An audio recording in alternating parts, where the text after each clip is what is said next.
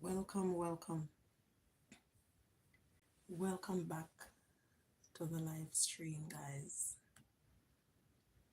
Welcome back to our live stream. So, today I have a story here for you. I don't know how many of you know these stories or are acquainted with these stories, but when my children used to go to school, these were some of the stories that I would have read for them. I enjoyed these stories. These were beautiful stories, I can tell you. These were absolutely beautiful.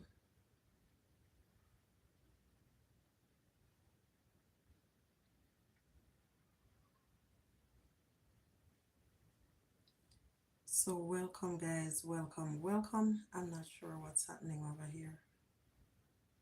Not sure what's going on.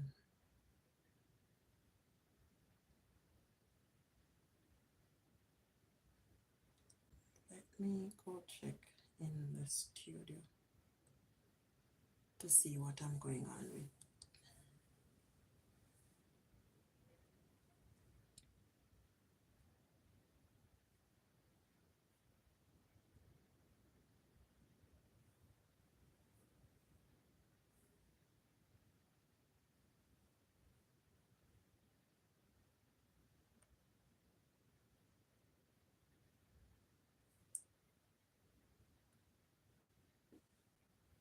Hey, Zach.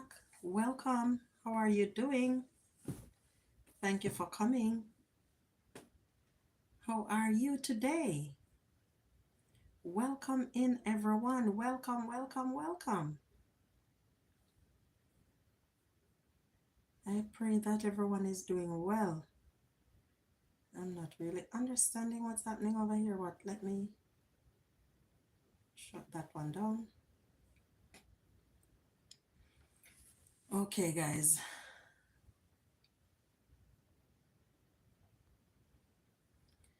Thank you. Thank you, Zach. You like the green screen? It's a green screen. Yes, Zach likes it. I'm happy you like it.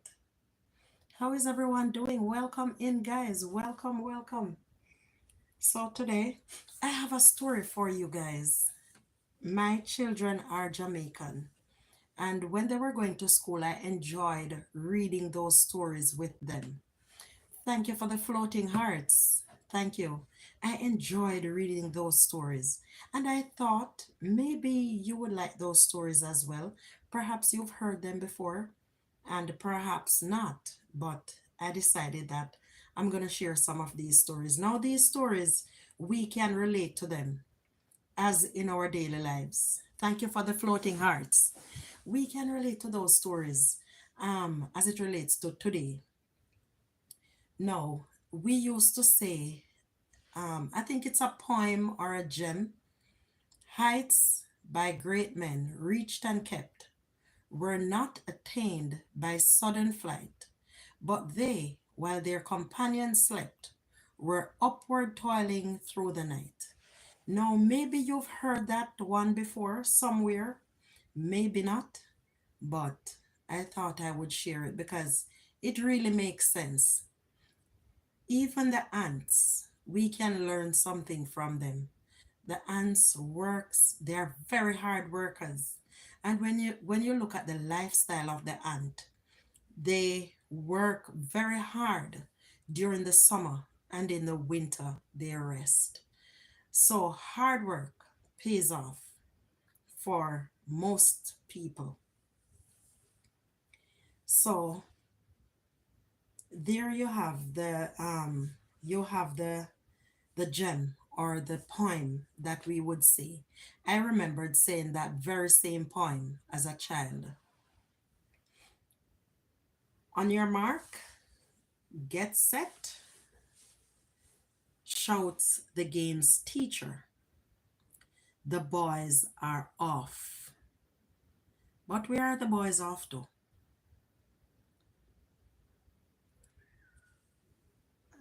think, yeah,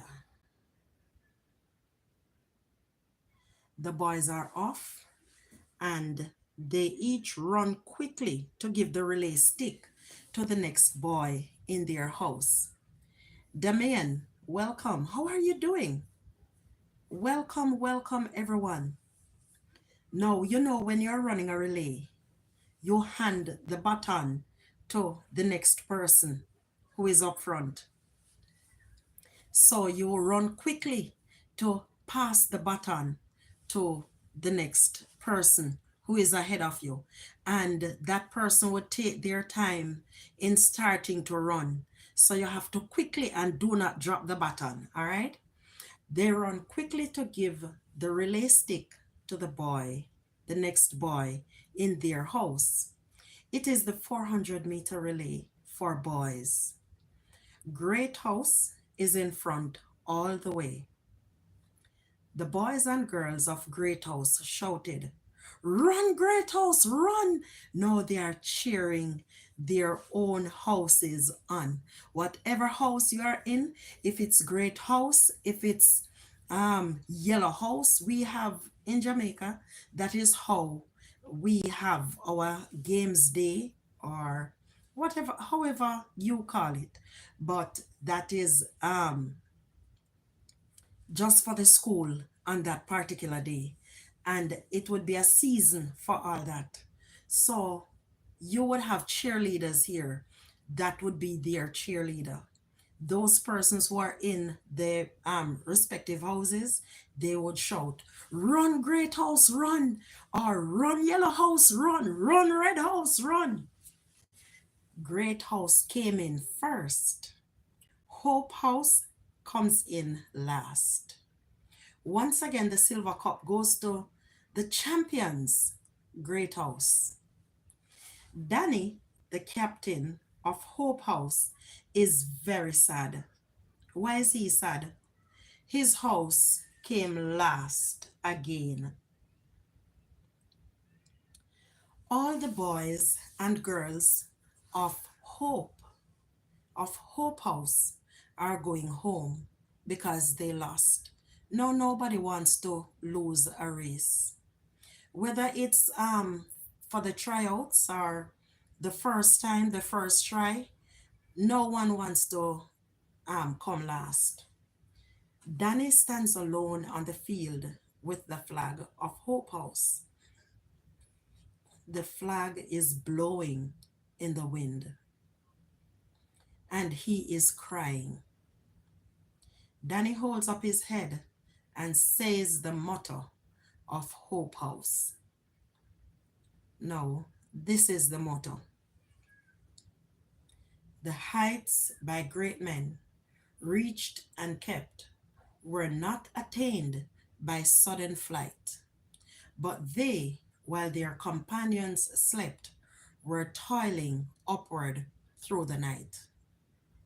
I'm certainly not walking on water, not over here. All right, NG? I'm not tricking anyone. I said it's a green screen. Persons know it's a green screen. And the water is not moving. I am not walking on water. I can't. I would sink. All right. So he was determined. This young man, he was determined. We cannot give up just because we've lost once or twice. We have to keep going, keep moving, keep pushing, keep pressing. All right? After saying the motto, Danny carries his flag and puts it in the principal's room. "Do not look so sad, Danny," said the principal. "So long as there is life, there is hope. Never give up trying, my boy." So the principal is encouraging Danny not to give up. We can't give up because of one trial and we've lost. We have done something once, maybe twice, and it doesn't work out. These stories can really encourage each and every one of us. Never give up, no matter what. Keep trying, keep pushing. Yes, sir, says Danny. I will never give up. Danny says goodbye to the principal and shakes his hand. Then Danny leaves for home. At home, he does not eat his dinner. He does not feel hungry. Why can't we win the silver cup? He asks himself. He goes in and lies down on his bed. One day, I know we will win, says Danny. He's sure, but we can't just take it like that and not try. We have to put efforts in our trying. The next day, Danny goes to visit his friend. His friend's name is Mr. Tacky. Mr. Tacky lives at a place called Fishtown. He's very old and very wise. All the people of Fishtown loves Mr. Tacky. He gives them words of wisdom. He was once a fisherman, but he is now too old to go fishing. So he sits on the sand and watches the younger men fish, and he would give encouragement to these men. He would encourage them, and perhaps he would tell them what to do, where to go, and what time that they should do all that. Good morning, Mr. Tacky, says Danny. Oh, my little friend, Danny, says Mr. Tacky. I am so happy to see you. But right away, Mr. Tacky sees that Danny is very sad. Why does my little friend look so sad today? Asks Mr. Tacky. I am the captain of my house, says Danny. And my house came last on games day, Mr. Tacky. The old fisherman looks out to sea. Then he looks down at Danny. Tell me, Danny, are the boys who won bigger than your boys? Do they have hands and feet like your boys? Asked Mr. Tacky. Yes, says Danny. Well, says Mr. Tacky, all I can say is if you all have the same things, then you will have to work twice as hard as they do if you want to win. If they train one day, you must train 2 days. Quite logical. Quite logical. 2 times around the field, you must run 4 times around the field. You are their captain, and you must see that they do these things. Danny listens to the wise words of Mr. Tacky. He knows what Mr. Tacky is saying. He knows that what Mr. Tacky is saying is right. The boys and girls of Hope House must train more than the other house. They must practice hard so that they can win. Yes, Mr. Tacky, says Danny. We must work hard. We must remember our motto. The heights of great men reached and kept were not attained by sudden flight, but they, while their companions slept, were upward toiling through the night. They have to live up to this. Then Danny and Mr. Tacky had something to eat. What they ate? They ate fish and bread, of course. After they ate, Danny said goodbye to Mr. Tacky and runs off. On Monday, Danny goes to school. He calls the boys and the girls of his house together. He tries to make them happy. He tried to give them hope. And being the captain, Being the captain of his house, he have to try to give them hope so that they will be encouraged to try again. This is the last time we will come last, says Danny. You said that the last time, Captain Danny, says one of the girls in Hope House.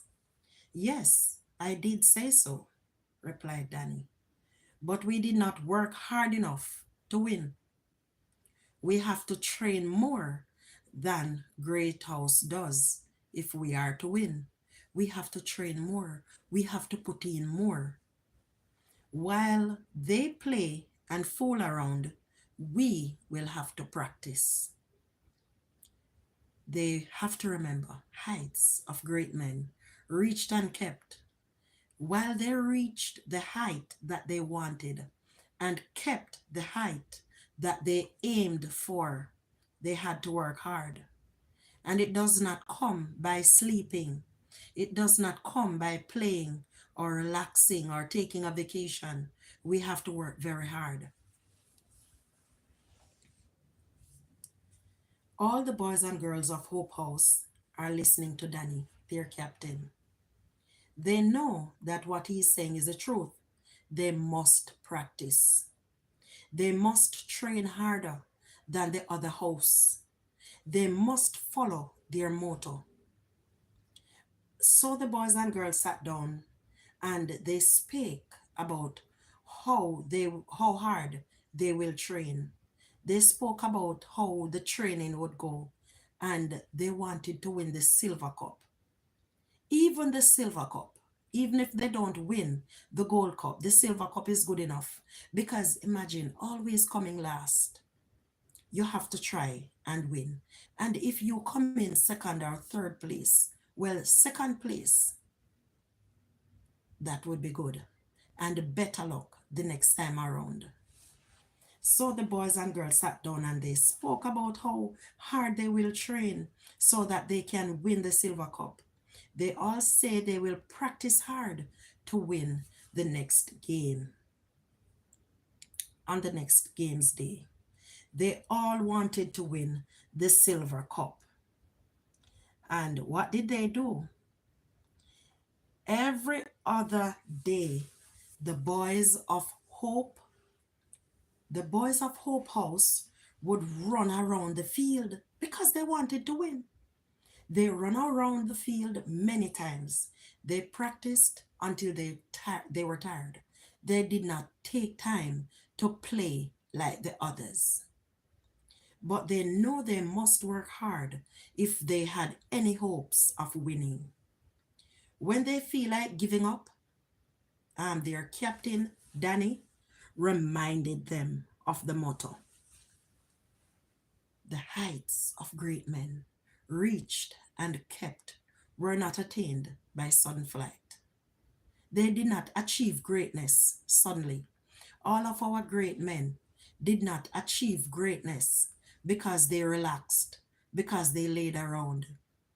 Heights of great men reached and kept were not attained by sudden flight, but they, while their companions slept, were upward toiling through the night. So they had to work hard. They had to train hard. It is games day again. This is the day that Hope House worked for. This is also the day when Great House feels they will win again. The boys and girls of Great House are so sure that they would win. They have not trained as hard. They know that Hope House will not win because they are always beating them.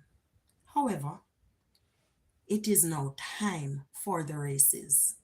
On your mark, get set, go, shouts the game's teacher. The boys are off, and Great House is in front. They are now running to give the last boys the stick. Great House is still in front of everybody. But suddenly, Danny is running past everyone.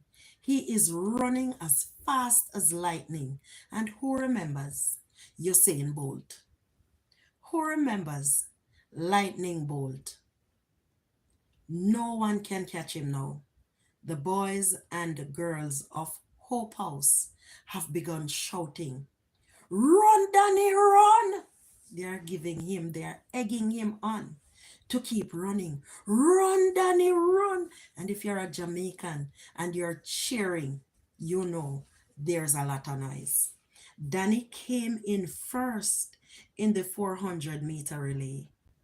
His house won the silver cup. They did indeed win this time around. Everyone is surprised. The girls and boys of Hope House are very happy. They pick up their captain and carry him down the field. Oh Lord, Rasta Pasta. We don't do the indecent slangs over here though. All right? Adobius, Adobius, welcome and thank you for coming. All right? Welcome and thank you for coming. Um, your comment was held.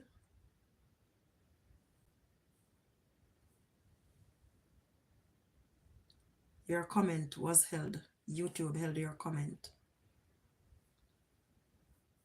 All right? I think you're behaving too badly in the chat. So YouTube has held your comment.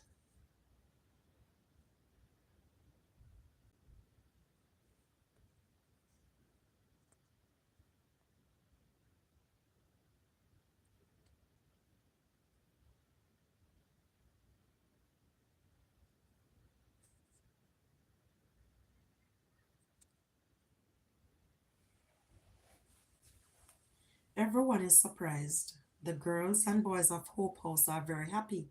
They picked their captain up and carried him down the field.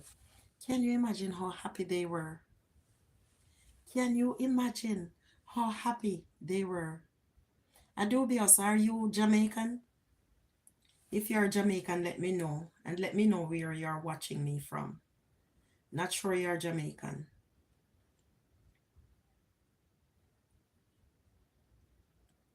So they picked up their captain and they would have carried him because they are happy that they have won this race.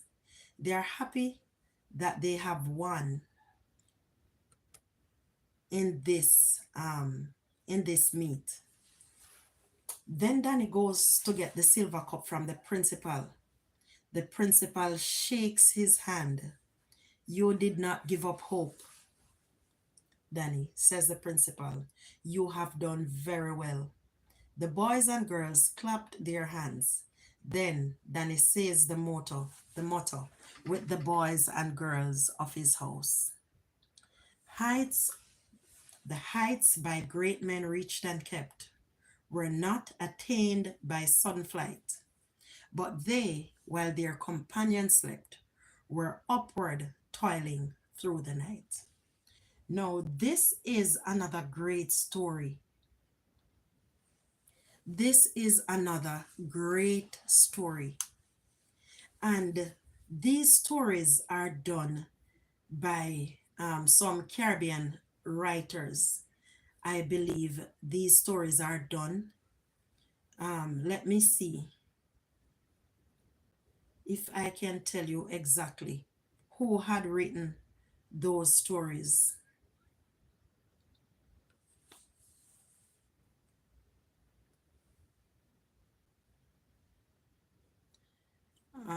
Let me see, let me see, let me see.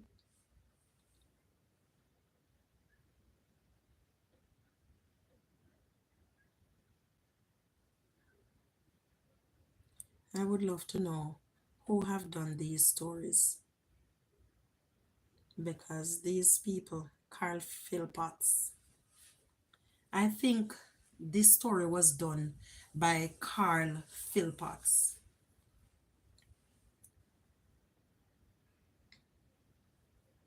Let me try and find out for you because I would really love to know who did these stories.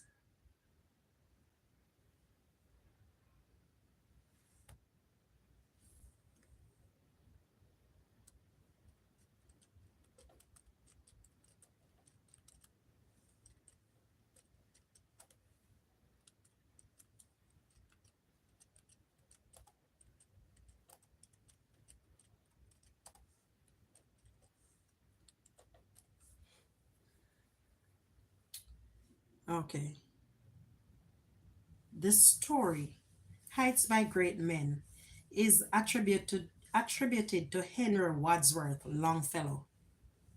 So there we have it. Henry Wadsworth Longfellow.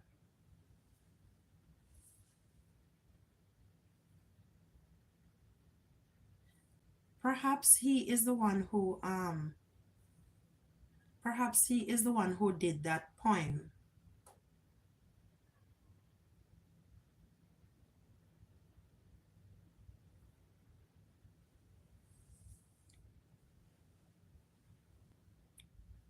I want to know who did the story.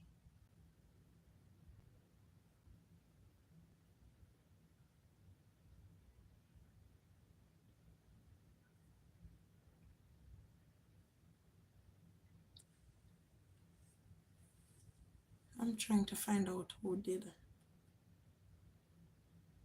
Henry Wadsworth Longfellow was an American poet and educator.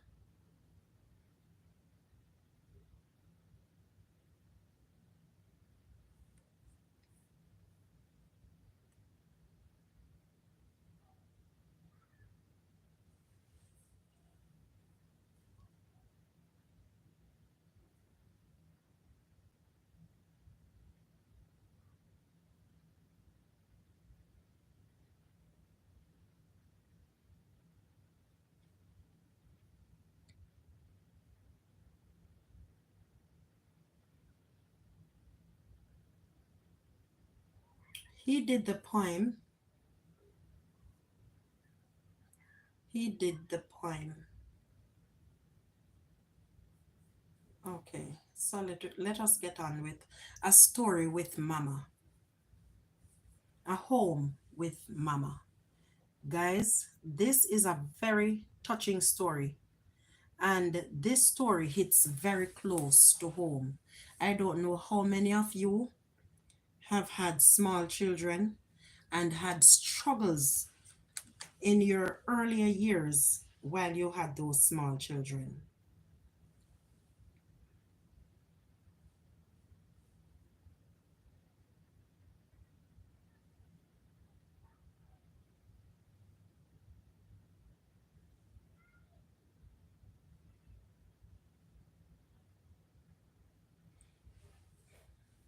But if you've had small children,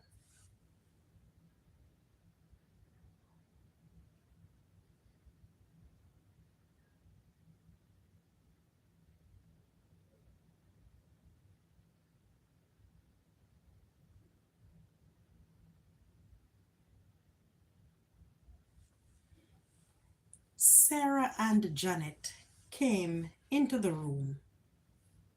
"What are you doing, Mama?" asked Sarah. Their mother was busy putting their things into a bag. She did not answer them. Sarah spoke again. "Where are we going, Mama?" No, this little child is confused. Mama is just packing and she's not answering their queries. "To the country," replied their mother. She sounded vexed and she did not look at them. It can be very heartbroken when we have to leave our small ones to go on a journey and not take them with us. They had never been to the country before, but they had always heard that it is a nice place. I love being in the country. I love living in the country. Living in the countryside, let me say that. I enjoy country lifestyle where we can go outside and we can pick mangoes from the tree. We can go outside, pick cherries off the trees and pick apples when it's apple time, when it's time for um June plum, when it's time, and we have all these fruits organically from our trees back home in Jamaica. You can just reach up and pick a mango. You can just reach up and pick any fruit that you like, any fruit of your choice. That is how living in the countryside in Jamaica is. And I can only speak for Jamaica because that's where I am from. They had never been to the country before, but these children have heard about the country and how nice it is. Is something wrong, Mama? Asked Sarah. Their mother looked up at the two girls. She looked as if she wanted to cry. Now, this had to be a very sad occasion for Mama because she have to now leave her children and her children rather have to leave her because she did not have a job. But as we get into the story, we can we will hear more of why she had to take those children to the country. So Mama looked as if she wanted to cry. We have to move, she said. Before she could say anything more, Peter came in from the yard. Peter now was the smallest of the three children. I'm hungry, Mama, he said. I want something to eat. I haven't got anything here. I haven't got anything here, she replied. But we are going out now. I'll buy you some bun on the way. And if you are a Jamaican and you're traveling very far, you know it can be something, it can be a beautiful experience when you are going, especially into the countryside. And Indaya, welcome. How are you doing? Indaya, Indaya. Indaya, uh, look here, I have forgotten totally how to call your name once again. Indaya Muel. Welcome. How are you doing? How have you been? Inde yamewelembe. Inde yamewelembe. All right there, right there. Inde yamewelembe. Good. Welcome. Thank you for coming. Your name gives me a very hard time, but I am just here reading a story and I'm reminiscing on these things. When we are going to the countryside, I'm sure that you too can share the same experience. When you're going for a far drive, you're going, let's say, on a 2 hour or a 5 hour journey, you would see vendors peddling their wares and they are coming at the windows and they are hollering at you. Do you want something to drink? You want a bag juice? You want a bottle drink? You want a bun? Do you want bun and cheese? Do you want patty? And that is how they would come to the window and they would bombard you because they are working and they must sell their goods. So they would come to the window and they would push sometimes their stuff on you. And if you don't bite, sometimes they get very irritable. So Mama is telling them that they're going out, they're going on the road. So even though he's hungry, she's gonna buy some bun on the way. Are we going to the country now? Janet asked. But why do we have to move? Asked Sarah. The girls began to feel frightened.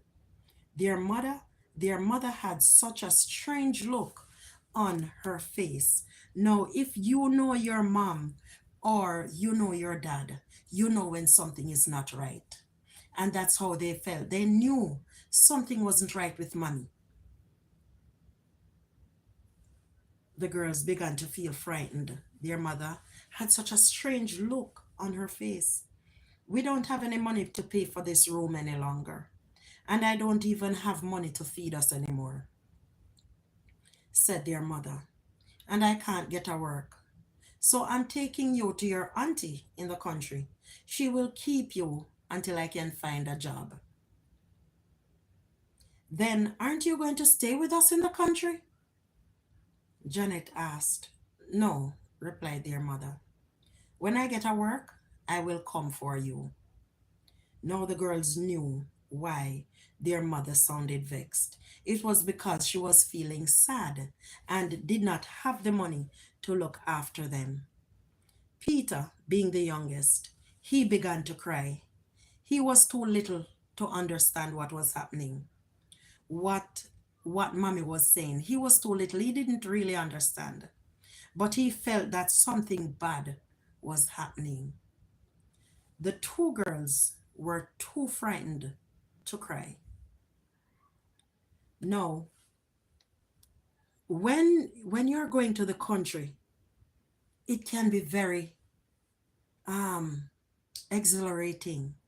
It can be a beautiful experience, and it all depends. So no, they have never been to the country. They've heard about it, but they have never been. But because of how mommy has has shown her fear or her feelings to them, they knew that something wasn't right. It wasn't just that they were going to visit their relatives. Something was not right. And this is why mommy had to go. Where will you stay while we're gone, mama? Asked Sarah. A lady in the next yard says I can stay with her, replied their mother. But she can't keep all of us. So someone, a good-hearted person, a kind-hearted person, has given Mama a home for the time being. But the children can't stay with Mama. So on this journey, Mama has to go to the country with the children to leave them with their aunt who is in the countryside. A lady in the next yard says I can stay with her, but she can't keep all of us. Now hurry, we have to catch the bus. Put on your shoes and come. In those days, when you're traveling to the country, in those days traveling to the country, it's only probably one or two buses that would go to the country for that day. So if that bus leaves you, you're in serious problems. Mhm.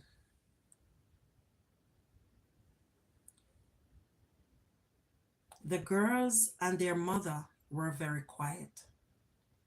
Peter had stopped crying and was talking a lot. Why was Peter talking a lot? I believe Peter was now excited. He was excited about going on a bus to the country. You know, some people have been living in a country and they have never left outside of their community. They have never left outside their homes. They have only traveled around their community, but never leaving to take a 2 hour. Hi, Judy. How are you doing? Welcome. Thank you for coming. How are you doing, Judy? Hi. Hi there.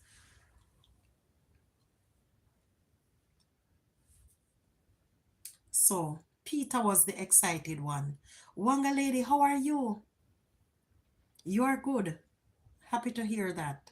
Happy to hear that. Wanga lady, why are you looking like that? Welcome, Wanga lady. Beautiful mommy. Yes, yes, my daughter. How are you? And I'm not sure Endaya is here anymore. He just popped in for a bit, I believe. Now, when you're going on these journeys, if you haven't eaten from home, it's best that you got something on your journey because it's going to be a long one. And if you're traveling with small children, they have to eat. They are going to become miserable and they are going to cry. But guess what? Sometimes they are traveling on these far journeys, even for an hour, and their stomach becomes upset. All right. But anyway, Peter was crying and he has now calmed down on the crying and he's excited to go on this journey. He's looking forward to going on this journey. At last, the big country bus came. They were lucky to find a place to sit because when these buses comes, it is filled from where the bus has left out. It is full and you can hardly get a seat. So they were lucky for all of them to get a seat. Maybe they didn't get a seat together, but at the end of the day, they got a seat. The girls soon forgot how sad they were as they looked through the window. They became as excited as Peter. The bus went slowly along the streets. There were a lot of people walking up and down. There were vans and trucks with bananas coming into Kingston. Women sat along the sides of the streets. Some were selling fruits, but others were selling pots and pretty clothes. I remember the days, guys, when it was very hard for me to buy clothes for my children. It wasn't an easy job for me to provide for them. I had too many children, and because I had all those children, I was having a challenge in finding nice clothes, in buying nice clothes for them, and um, and to feed them properly. I remember when I could only afford to buy clothes for them during the December season, the Christmas season.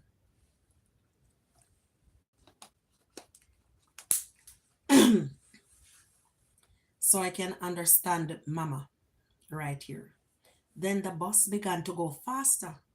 What a lot of big buildings, said Sarah. What are they, Mama?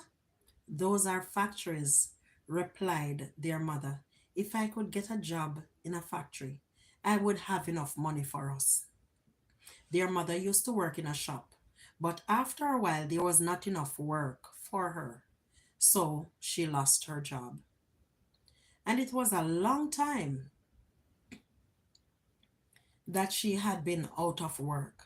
Sarah knew that her mother was still feeling sad. Mama, I am sure you will get a job in a factory, she said. I remembered working in a factory too. Yes, I remember working in free zone. That's what the factories were called back then in the days. Then they left the big buildings behind and were passing cane fields. Sarah knew all about cane, sugar, and rum. She had learned about these things, excuse me, from her teacher. Hi, Yoyas. Welcome. Thank you for coming. They had heard, Sarah had known about cane, sugar, and rum, how it was processed. Because going to school, we learn about these things. How sugar cane, they, how they would, how they would now manufacture these items and make cane from the sugar. But it's not only cane that we get sugar from these days. Back then, it was sugar cane. It was strictly sugar cane. Not so today. We have different types of sugars. Will we go to school, Mama? She asked. Yes, replied her mother. There is a school close to where your auntie lives, and her little girl goes there. Hmm. Do you know sometimes persons takes us from our homes? We are going through a hard time, and persons take small children from their homes and promise to send them to school and never send them to school. It happens. And it happens all the time. It was the first time the children had heard about their aunt's little girl.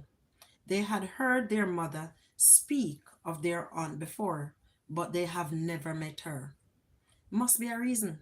Must be a reason why they have never met. Perhaps it could be that she didn't have the money to pay fare to go to the country because it can be very expensive to travel to the country, especially traveling with children. All right. Is Auntie's little girl big like us? Asked Janet. She is as old as Sarah, their mother answered. The children thought it would be nice to have another little girl to play with. The bus, then the bus stopped at a place where people were selling goats. The children had never seen so many goats before. Apparently they are now in the countryside. The children has never seen so many goats before. I hope Auntie has goats, Peter shouted. Does she have goats, Mama? No, replied their mother. She only keeps chickens and cows.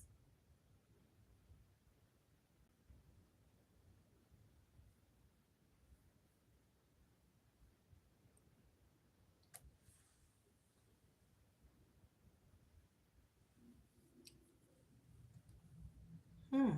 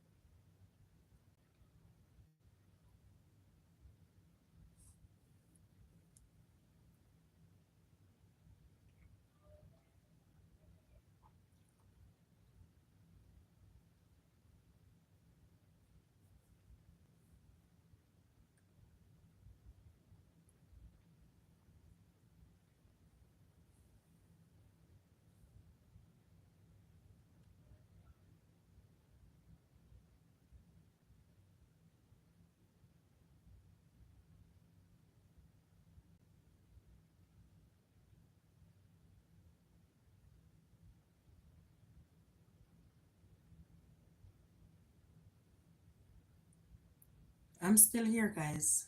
I'm caught up with something here. Just give me a moment.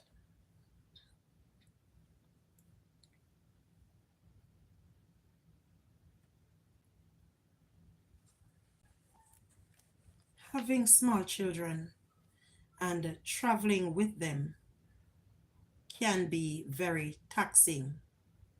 It takes a lot. So I can just imagine how Mama must have felt traveling with them. Sometimes I can't even imagine, but I know that I've been there.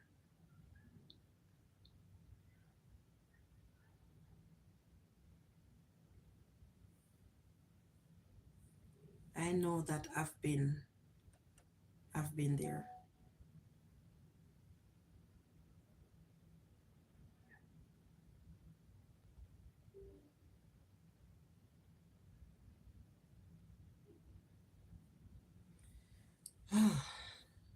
Let me try to give me a moment, guys. Give me a moment. I'm coming back with the story. So Mama is on her way to the country. The children are feeling scared. They are feeling afraid because they are going into a place that they have never been, meeting an aunt they've only heard about, but now,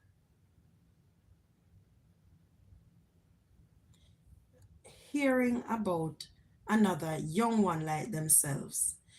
Sometimes when we take persons' children, the persons don't treat us good. I've been there. I have been there.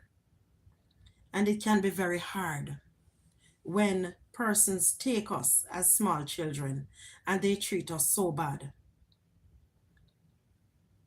It can be very bad, very hard, but nonetheless,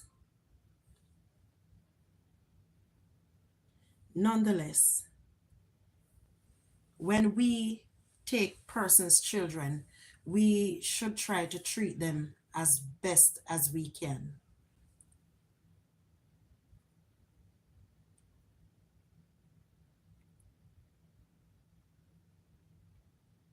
Outside the bus, a man walked along with a box on his head. He was selling all kinds of things. Some people were buying sweets or drinks, but their mother got bun for them to eat. After a while, the bus started again. They passed by fields with trees and cows. Sometimes they saw small buildings along the side of the road. Then at last the bus stopped and they got off. The children and their mother walked along a dirt road, and just as they were getting tired. Yes, love? Give me a second. Okay, honey. You take care now. Bye, baby girl.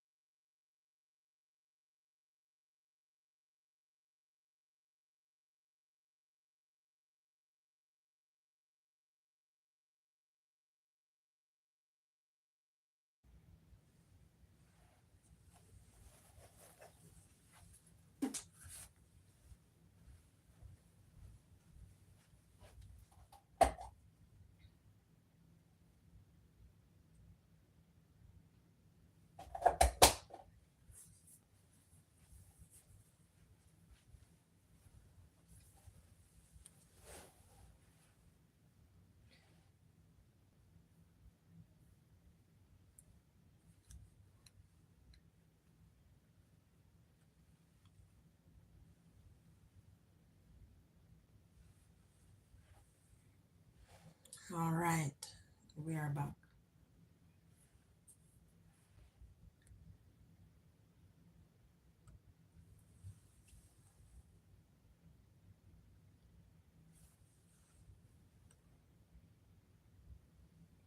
Hmm, what's going on here?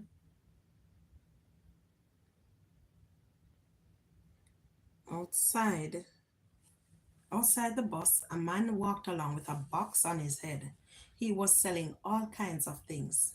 Some people were buying sweets or drinks, but their mother got bun for them to eat. After a while, the bus started again. They passed by fields with trees and cows. Sometimes they saw small buildings along the side of the road. Then at last the bus stopped and they got off. The children and their mother walked along a dirt road, and just as they were getting tired, they came to a house. It was a pretty house with a veranda, and there were white curtains at the windows. There were two cows and some chickens in the yard. Their mother knocked at the gate. A little girl came out of the house and looked at them. She had a doll in her hand. Mama, she shouted, some people are at the gate. A woman came out on the veranda and looked. "Oh, it's you, Elsie," she called out. "Come in." Sarah did not think that the woman Sarah did not think that the woman looked happy to see them, but she must have known who they were because she called their mother's name. They went up to the veranda. "Children, this is your Aunt Mary," said their mother, "and this is her little girl, Sissy." "Hello," said Sarah and Janet. Sissy looked at them but did not say anything. Very, very unkind. "So, these are the children, Elsie," said Aunt Mary. "Well, they are big enough to help out." Wow, just like that. Her little girl came and she looked. Here's the little girl looking at them, and she only looked at them. She didn't respond to them, which is very unkind. And the only thing that she can say is, "Oh, they are old enough. They can help." "Thank you for agreeing to keep them for me," said their mother. "I will send you some money as soon as I can." "I hope so," said Aunt Mary. "Jake and I work all the time, and it is still hard for us to manage. But I agreed to help you because you are my sister." We have some people who are like that today. Very selfish. Very, very selfish. "Thank you," said the children's mother in a low voice. "I know I will get a job soon." Sarah did not know who Jake was, but she thought he must be Sissy's father. "Sissy is lucky," Sarah thought to herself. "She has a father and lives in a house." Their father had died long ago. Sarah could not even remember him, and now they had to be without their mother as well. "Are you staying for a little while, Elsie?" asked Aunt Mary, but she did not look as if she really wanted her mother to stay, so I can just guess the look on her face. "Are you staying for a while, Elsie?" That is not a very welcoming face. "No," replied their mother. "I must hurry up and get back to town before night." No, remember it's a long journey, so she can't tarry. The children followed their mother to the gate. She was looking very sad again. "Sarah," she said, "you must look after the other two children for me." "Yes, Mama," she answered. I can't imagine how heartbroken Mama must have been, and the children. I can't imagine. They must have felt heartbroken. Janet and Peter began to cry, but Sarah knew she was the oldest and must not cry. "Never mind," their mother said. "I will soon come back. That's always a Jamaican. Me soon come. Even if it's another hour or even tomorrow or next week, you soon see me, man. You will see me soon. And I will send money for you as soon as I get a job. Now don't give Auntie any trouble." Their mother held them close and then she walked up the road. She did not look back. But Sarah knew that was because she did not want them. She did not want to see them crying. And I'm guessing that she must have been hurting too. She must have been crying as well. Their aunt called them from the gate and they followed her into the house. It had a front room. That that was the room with the white curtains. There was pretty glasses and dishes in the cupboards and pictures on the walls. Everything was different from the room where they had lived in Kingston. This house had other rooms. Aunt Mary had her own room and so did Sissy. There was even a bathroom inside the house. So you can tell that these children coming to visit Auntie, they were not accustomed to having these kind of luxury. No, the children missed their mother, but they were excited about their new life in the country. Their aunt gave them something to eat and then took them to their bedroom. They were tired after coming all the way from town, so they went to sleep quickly. In the morning, the children met Jake. He was a big man with a kind face, but he did not say much. Aunt Mary gave everybody porridge, and then she spoke in a sharp voice. "Now everybody has to work around here," she said. "So Peter, you will work in the field with Jake, and you can help him milk the cows. Janet, you can look after the chickens. You will feed them and pick up the eggs, and you can also keep the yard clean. That shouldn't be hard. And you, Sarah, you will help to keep the house clean, and you can help me to wash the clothes as well. You are big enough for that."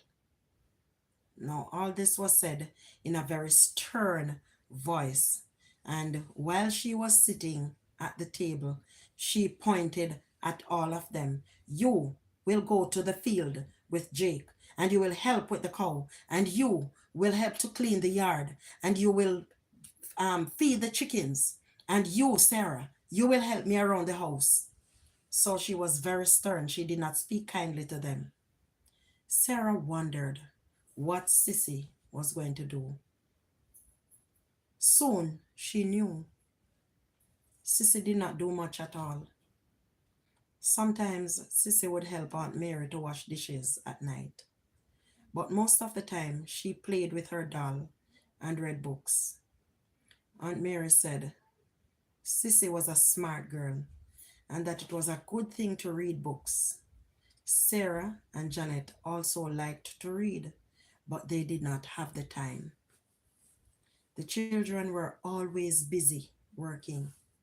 They would have loved a little quiet time too, but they are always working. And it happens when persons take children, whether they adopt them or they foster them, they don't treat them good. Children grows up in foster care for one reason or another, and for most of the time they are not treated well. They are abused, they are ill-treated. These children were abused. Every morning before school, Peter would help Jake to milk the cows, and after school, he helped Jake in the field. Every day, Janet would feed the chickens and pick up the eggs. After school, she would clean up the yard. So she had very little or no time. Sarah was always busy. She would clean up the house, and after school, she would help Aunt Mary with the clothes. The children did not mind doing work because they had always helped their mother. It was just that Sissy did nothing. While they worked, she would sit on the veranda and read a book or play with her doll, and Sissy was not friendly. She wouldn't let the girls hold her doll. She wouldn't even let them look at her books, which had many pretty pictures. Sarah did not understand why Sissy did not like them. After all, they were doing all the work around the house. All that Sissy had to do was play. Sissy, all she did was to play, which was very unfair. But that's how life is, very unfair to each and every one of us. Well, that's how we look at it. That's how we would look at it. Your own child does nothing, while the visitor or your aunt's children or some stranger that you are helping, their children had to do all the homework, all the housework.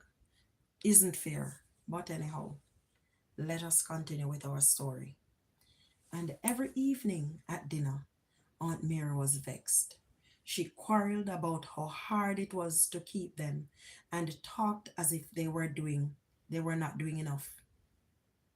And if she made anything nice like pudding, she would give Sissy a bigger piece than the other children. It's an interesting story. Yes, it is. Sissy would get a bigger portion while they would only get a pinch. Very, very unfair. After they had been there for 3 weeks, Aunt Mary was quarreling even more than ever. I don't know how we are going to manage to feed you children, she said one evening at dinner. Your mother hasn't sent any money as yet. Doesn't she know she has children here? Sarah felt sad. She knew her mother had not forgotten them. But this is how people are. This is how mean and cruel people who have a little in society behaves. Even people who have a lot, that is how they behave. And Jake, her husband, says to her, don't say that, Mary. The children are working to help us keep them. Don't quarrel with them. She came down now, and Jake, you just keep quiet yourself, Mr. Jake, shouted Aunt Mary. I don't see you bringing in much money. If I didn't sell eggs and make things for people, what would happen? They are my sister's children. I can talk if I want to. So the husband, we have seen in society, because some women makes more money than the men, they talk down to them. We have seen that in society, and it is very sad. They don't allow the men to be men. Jake said nothing more. The children felt bad. They missed their mother and wished she would come for them. Sarah cried after the two children had gone to bed that night. She was heartbroken. Can you imagine? She's doing all the work, yet still it's as if she's not doing enough. One day, when they came home from school, Aunt Mary had a letter in her hand. It had Sarah's name on it. It's from your mother, she said. The children were very excited. Thank you, said Sarah.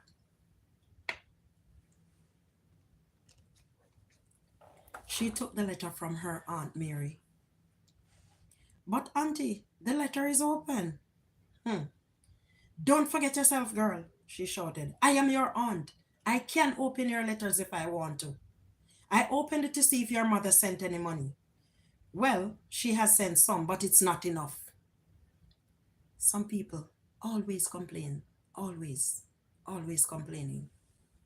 It's not enough. She was quarreling just a couple hours ago that, or a few days ago, that their mother didn't send any money. And here, her mother sent what she could. I have been in this situation. And if I was reading this story to my daughter right now, she would be crying because I have been in this show. I have worn this show before. I would work and I would carry money to my sister, but my children were still abused. And it seems as if I'm not doing anything as soon as my back is turned. Anyhow,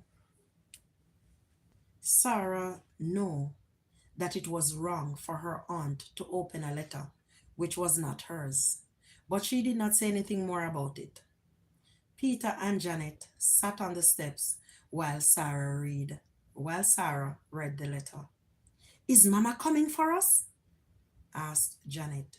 When is she coming? Asked Peter. Oh my goodness, these children. She's not coming now, said Sarah, with a sad look on her face. She has a little job, but it does not pay enough money for us to live together yet.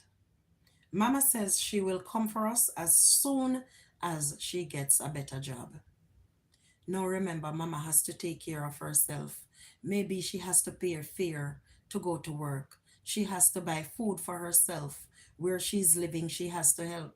And she might want something, a suit of clothes or something. But anyhow, she's not working enough money to come and get those children as yet. Mama says she will come for us as soon as she gets a better job. They all felt very sad. That night after dinner, the children sat in their room and talked for a little. Let us write, Mama, said Peter. I want to go home. Very sad indeed. Very, very sad. All right, Janet agreed. But let us ask God to make her come for us soon.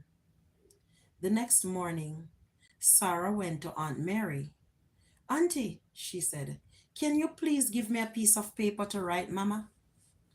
You think I have papers to write letters? Replied her aunt. And who is going to pay to send the letter for you? Well, I suppose you have to write your mother. But just tell her we need more money, she added as she gave Sarah the paper. That's all she cares about. Family. Family. This is how some families treat each other. When you are down, they don't help. When you are down, they help to tear you down even more. That is how some families are. Most families, I have gotten to realize that. A lot of families, they will help, but only if it's beneficial to them. And you can see here, there's a picture here. Hopefully, Mama will come and get her children soon. Sarah thanked her, but she felt terrible. She knew that it was kind of her aunt to keep them, but she wished that things were different. Jake often tried to be nice to them, but Aunt Mary and Sissy did not treat them well. They were always mean. One evening after school, Sarah was washing some clothes. She looked up and saw somebody coming down the road. It looked like her mother, but she was not sure.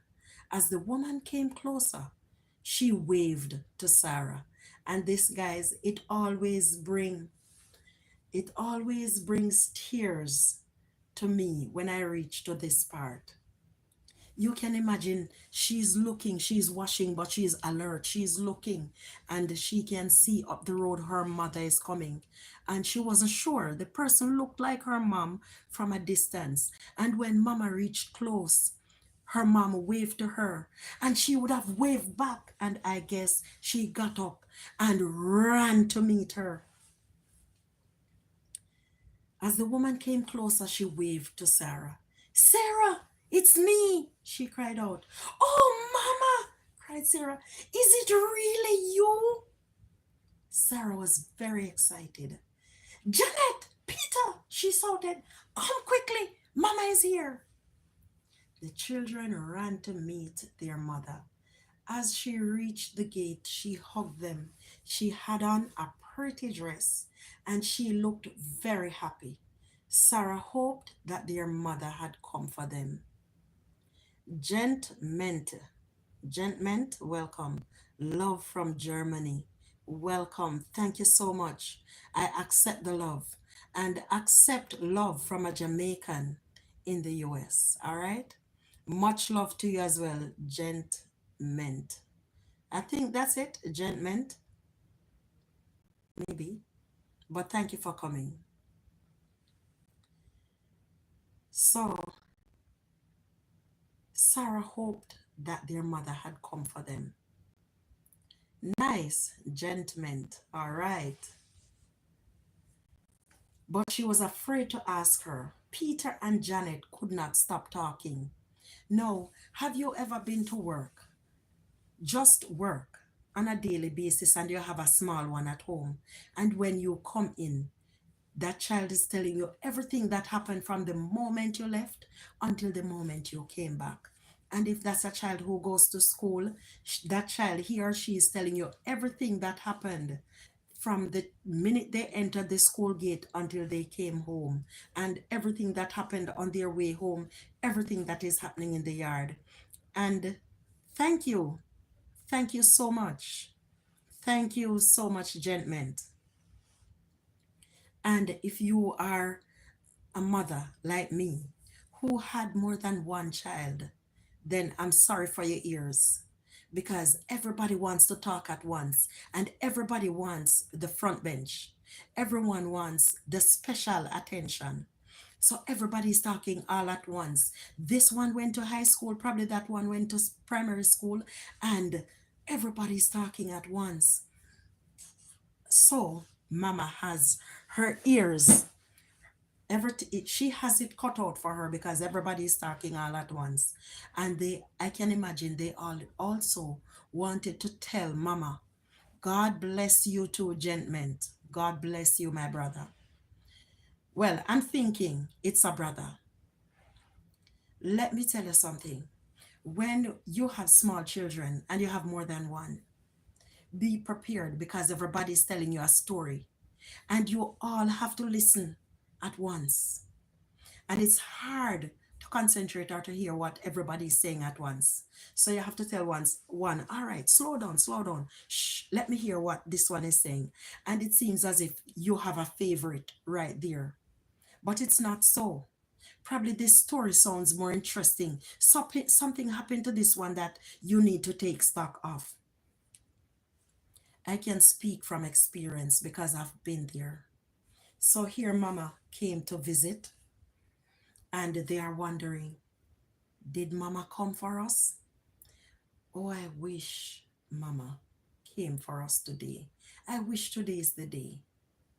Anyhow, Aunt Mary heard the noise and came out on the veranda. Oh, it is you, Elsie, she said. I see you have on a new dress. If you can buy a new dress, I hope you have brought money to help with the children. I am telling you, this, I've been there. I've been there. If you can buy a nice dress, come on. You are working. You are entitled to treat yourself to something good, to something nice. Of course. But this woman believes that these children, their mother should only work and give her everything. Mama should work and give Mary everything that she earned. She should not spend on herself. She should give her all her earnings. And even when she give her all her earnings, it's still not going to be enough. And there are people today who are like that. And it's a shame. If you can buy a new dress, I hope you have brought enough money to help with the children. Their mother looked proud. Yes, Mary, she said, I have brought more money, and I thank you for keeping the children for me. Aunt Mary looked very happy as she took the money. It was no trouble. Remember, this was the lady who was cursing the children, quarreling with them, and their mother never seemed to send enough money. Give me a moment, guys. Let me accept this call.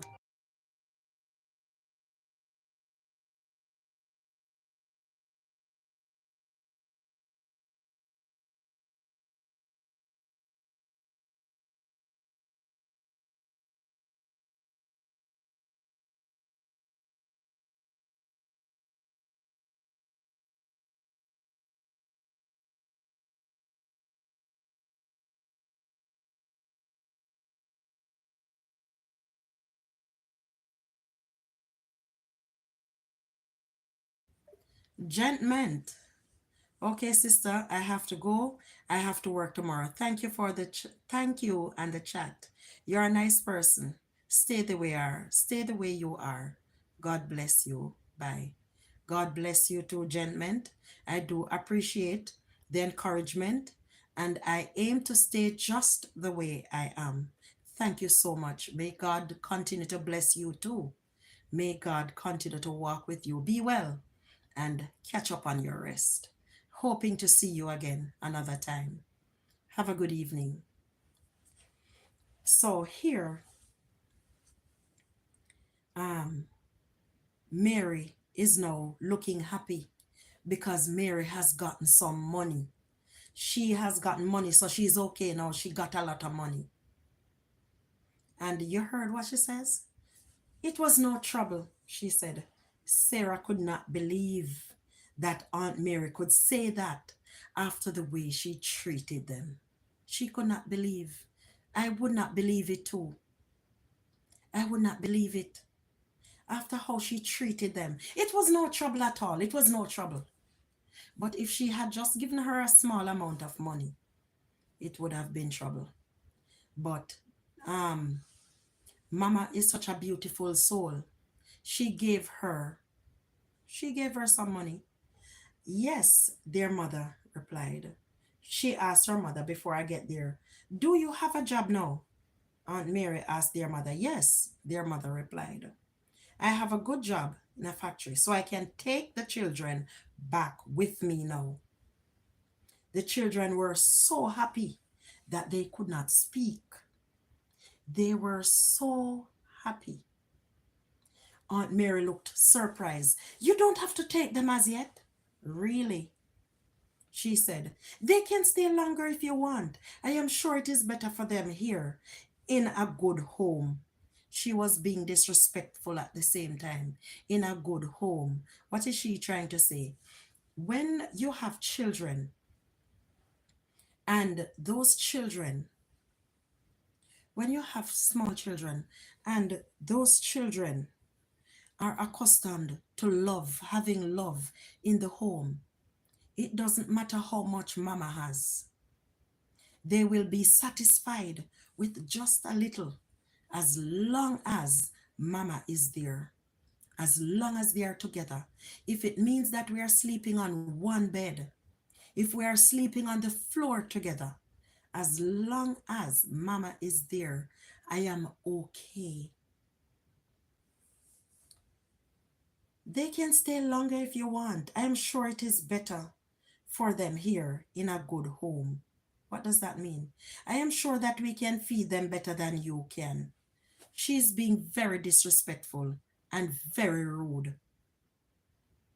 We can feed them better. You have family members who are like that.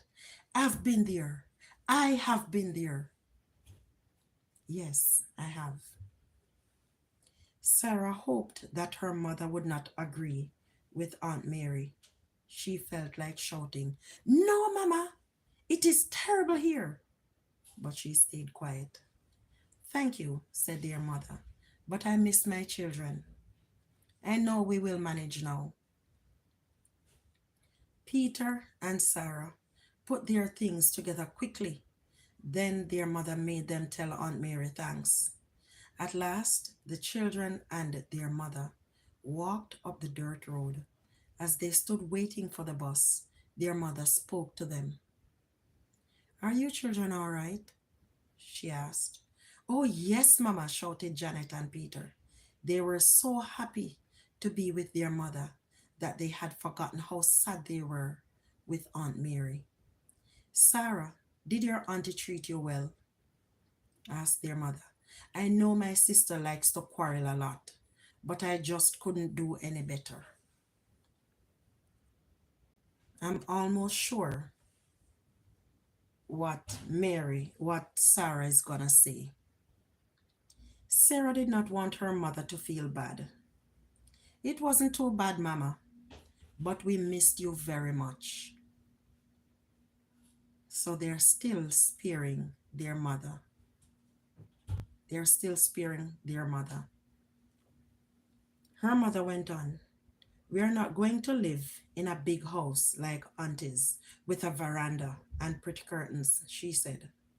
We have only one room. We don't mind, Mama, replied Sarah. That is what we had before, and we were happy. All we want is to be with you. When Sarah said this, her mother smiled.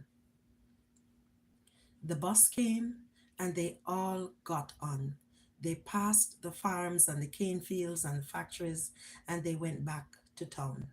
Soon they got off the bus and walked through the streets. At last they stopped. They went into a different yard. It looked clean and had nice little houses. When they reached a pretty blue one, their mother took them to a room at the side of it. "This is your new home," she said with a smile. It was a big room, and their mother had fixed it up and made it look beautiful. Peter, Janet, and Sarah were very happy now. They knew they were going to like the place, but the best thing was that they had a home again with Mama. Beautiful, beautiful story. I am happy that they had a home with Mama once more. So, thank you all, guys, for watching. Thank you all for being here. I do appreciate you stopping by with me today. I would have read The Emperor's New Clothes the last time.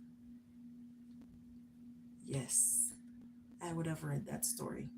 Beautiful story. And I'm sure that you here would have loved to hear that story, but I already read that story. So we are going to go on to Maggie's Wish. I hope that you guys are enjoying the stories as well. This story is Maggie's Wish. I don't think I remember this story. Maggie was going home from school with her friend Jennifer.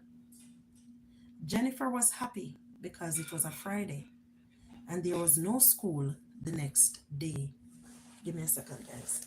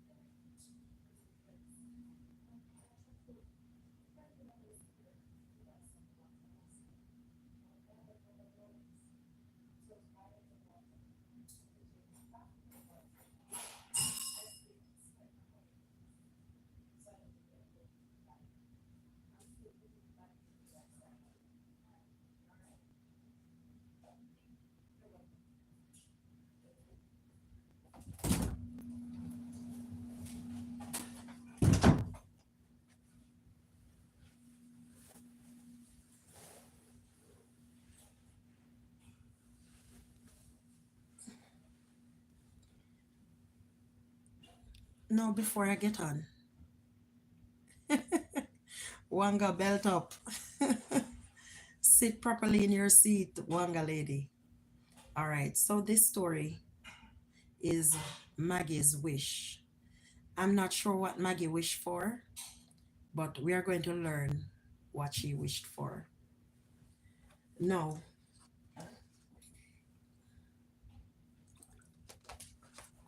hang on a second, guys.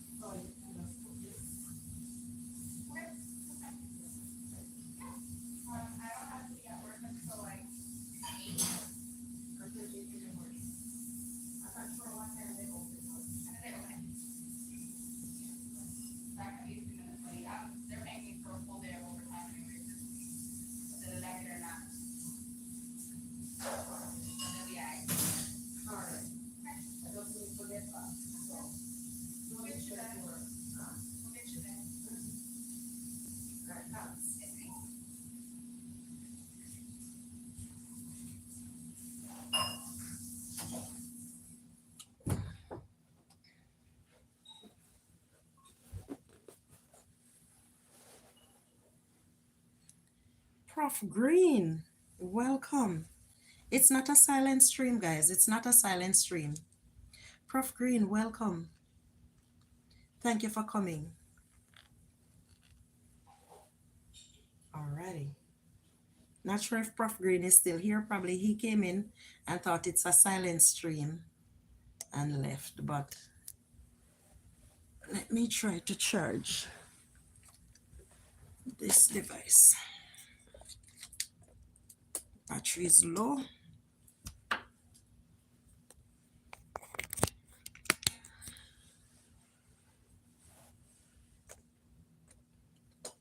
All right.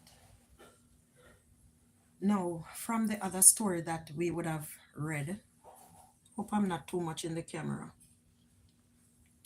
From the previous story that I would have read, persons who are going through a hard time. Playful Green, welcome, welcome. Thank you for coming. How are you doing? Welcome in, welcome in, welcome in. Thank you, thank you, thank you for coming.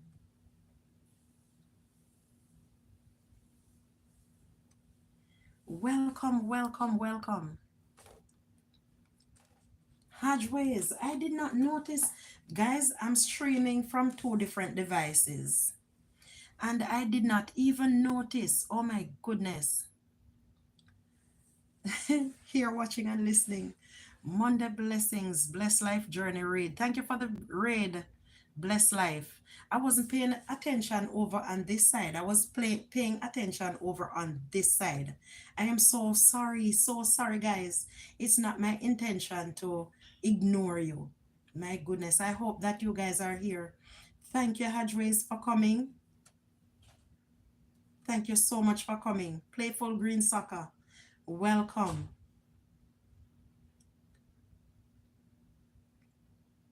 Yes, Hadways, if we are under the same roof with Mama, all is well.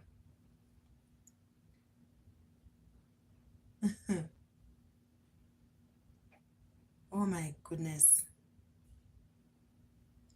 I am so sorry, guys. My humblest apologies. So sorry about that. Playful Green Soccer, if you are still here, welcome. Thank you so much. I am doing well. I am doing well. Playful Green Soccer Watch Queen. Thank you for coming. And Hadgeways, I'm not sure if you're still here. I am focusing on 2 devices, but I've been watching this chat over here, Playful Green Soccer, and nothing was happening over here. So I was focusing over on this side. So sorry about that. It's never my intention to ignore my friends. No, I don't ignore persons just to ignore them. So sorry about that. Thank you for coming on the raid. Thank you immensely for coming over on the raid. I am not doing 100%, but yes, yes, 2 separate rooms. That's right in there. You understand exactly what's happening. Yes, so you might hear me talking to Hadways over on this side, and you might hear me talking to somebody else over on this side who you're not seeing in the chat. And you will be like, what's happening over here? Yeah, that's what's going on. All right. Thank you. In there says to tell Hadways hi. Not sure if Hadways is still here. I guess Hadways probably is saying, why is she ignoring me? We are here. We are saying hi. What happened? Yeah, it's never my intention.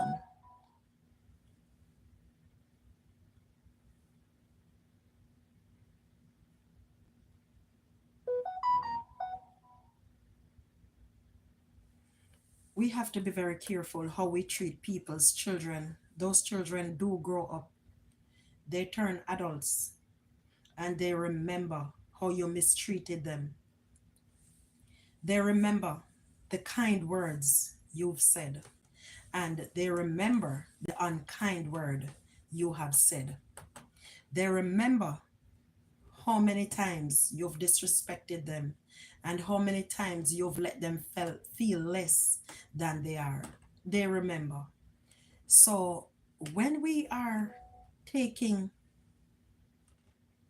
when we are taking these little ones under our roof, always remember to be kind. It pays to be kind.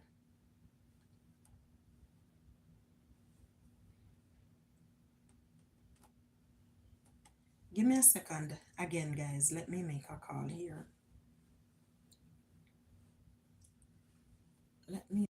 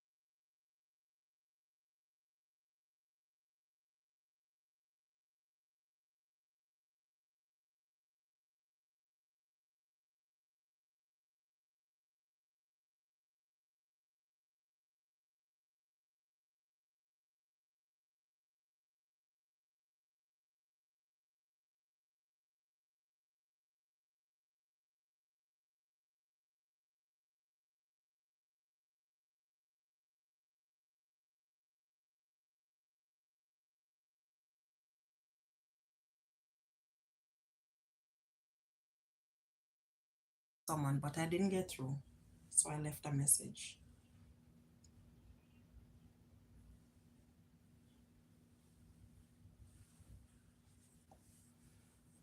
We have to be careful, guys, when we have taken people's children and abused them. They grow older and they remember. Sometimes it turns around and bite us in the butt. Yeah. Sometimes it turns around and and it hurt us. So we have to be very careful. Maggie was coming home from school with her friend Jennifer. Jennifer was happy because it was a Friday and there was no school the next day. But Maggie looked vexed. She wanted to join the other children who were buying tickets for the show at the Carib Theatre. If you're a Jamaican, you will know when they are talking about Carib Theatre. Some of them had saved their lunch money to buy tickets. Others were begging people on the street for money. They were saying that they had lost their bus fare. Now, I think this is an old custom because even back home as a child, I can remember eating off my lunch money, not saving my fare. And you had children, when my children were going to school, who would do the same thing, eat off their lunch money. And then in the evenings, they cry, they go to the teacher, and it's not something good that children should practice to beg. But anyhow, they would be out on the street begging for money that their fare was finished. They were saying that they had lost their bus fare.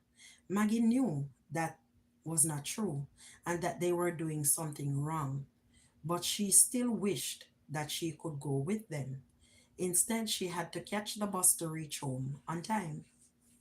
As Maggie and Jennifer passed the Carib Theatre, a girl called out to them. It was Lisa, a big girl from school. Hey JB, welcome, welcome. How are you doing? Hey Auntie Hannah, what's going on? Relaxing? Yes, Naman. Yes, JB. So, Lisa, we over here telling stories. I think this is going to be the last story for today.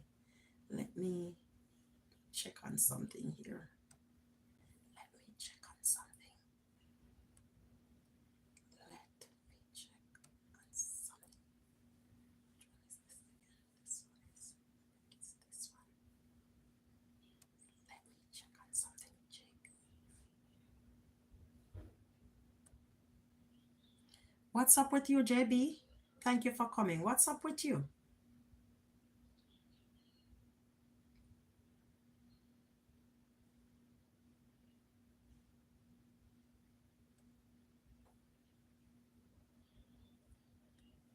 Let me see what's happening over here.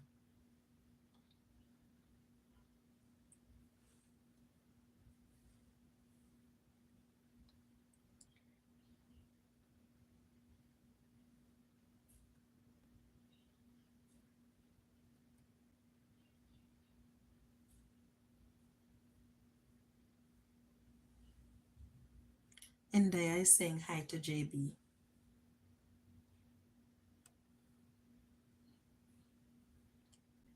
All right. Maggie, why don't you come with us? She said, it's a good show. No, I can't, replied Maggie. I have to go home early. Poor you, laughed Lisa, teasing her. Don't tell me you're afraid to go home late. You have some children who are like that.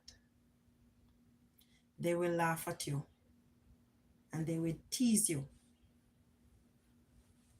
I'm not seeing those me have to refresh over here, so it's a good thing I had this going on over here. It's a good thing I had this going on over here. Sometimes you're in the chat and you're not seeing the messages. There we go. I wasn't, the last message that I saw was from JB when he said, Hannah, Auntie Hannah, what going on? Relaxing? That's the last one I saw. Me hurry and go eat up some brown stew chicken with pumpkin rice. Leave me alone. Leave me alone, JB. I have not eaten from morning. All I've been doing is sipping on some water. Now you are going to send me now to go cook some pumpkin rice. That's what you're going to send me to do. Some pumpkin or vegetable rice. All right. JB, that's not nice. That's not nice at all. It's not even funny. Okay. So this girl is teasing her friend. Listen to this. JB, remember to add some callaloo. Look at in there. In there is telling you, JB, to remember to add some callaloo to that. All right? Oh, Lord. Oh, Lord. So, this girl is teasing this girl. You know, some children who don't care or they don't have parents, strict parents, and they are the ones who run things around the house. They tell their mother what time they are coming in. It seems as if Lisa was that type of person, but Maggie was not that sort. Anyhow, don't tell me you're afraid to go home late. And Jennifer says to Maggie, don't pay her any mind. She's just a bossy girl. You know we have to get home before dark or we will get into trouble for being late. And some persons, that's called peer pressure. We have to be very careful. We have to be extremely careful about this thing called peer pressure. All the way home, Maggie thought about her parents. They were always saying, don't do that, or we know what is best for you. Parents always knows what is best for their children. Parents always know what's best. Her father would say, you can have friends, but I won't have you walking up and down the street after dark. It is dangerous, which is a fact. It is very dangerous. Maggie felt that this was foolish. She knew lots of children who were always on the streets. Others were always at the corner shop. Nothing happened to any of them. No, Maggie, nothing happened to them. But guess what? You just may be the bad lucky one. But you ask me what I go on and me tell you, so why you are vexed with me for? Me are vexed with you because I never ask you where you eat. I never ask you where you cook. So me never look for you come tell me say you eat chicken, brown stew chicken and chicken and rice. Wasn't looking for that. Right now me have to go out there go look some. Sure. So Maggie here is saying, but the children always go to the road and nothing happened to them.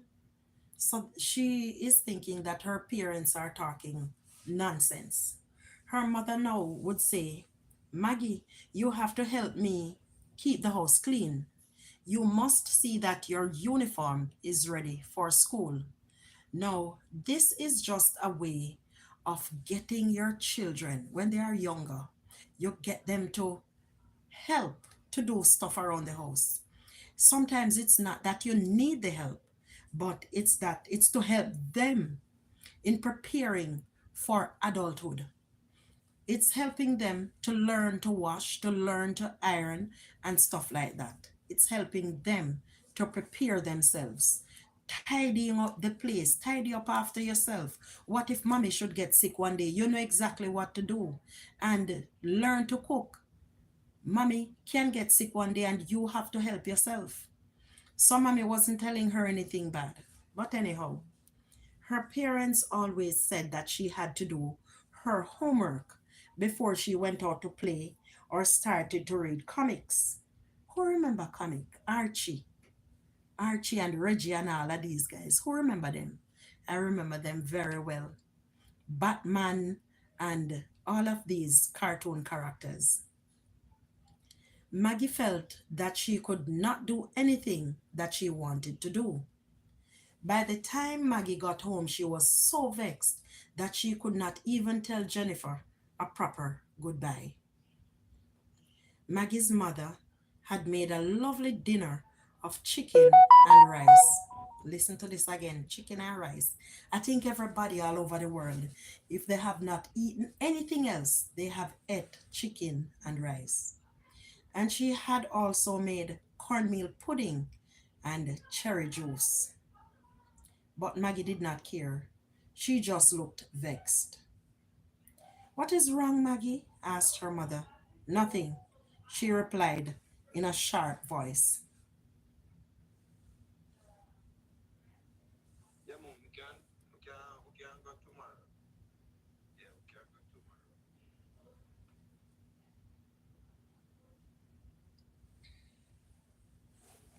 Give me a second again, guys. Give me a second again.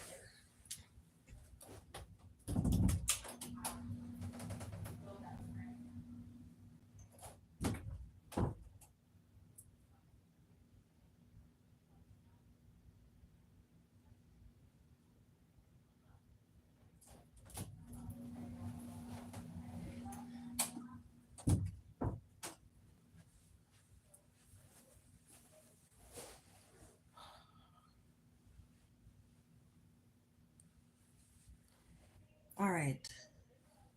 You hear how she answered her mother? Because she was upset. Her mom asked her, what's wrong, Maggie? Nothing. Hmm. Maggie got up from the table and flounced into her room. She sat at a little table and looked at her school book. She had homework in history. She liked history, but she was so vexed that she could not do it. I'm tired of my parents always telling me to do this or do that, she said to herself. Other children have nice parents. Mine are so foolish. I can look after myself. I don't need them to tell me what to do all the time. I just wish I had different parents. Maggie, said a strange voice. Do you really wish you had different parents? Yes, I do, answered Maggie, looking around to see who had spoken. Yes, I do. and she's looking to see who had spoken. Then you have your wish, replied the voice. Don't be foolish, said Maggie. Wishes don't come through. Don't come true. But who are you? I can't see you. And Maggie's looking all over the place. Where are you? Hmm. Wishes do come true if they are important enough, replied the voice. So this wish will come true. You don't have to see me. Just remember, I am your friend.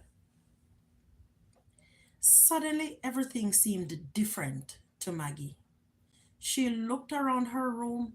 Something was different, but she could not tell what it was. She just knew things were not the same. She ran out of her room to look for her parents. They were in the front room. As they turned to look at her, they seemed different. She did not know in what way they were different, but she did know that they were not the same as before. Is something wrong, Maggie? Asked her new mother. I'm tired, replied Maggie.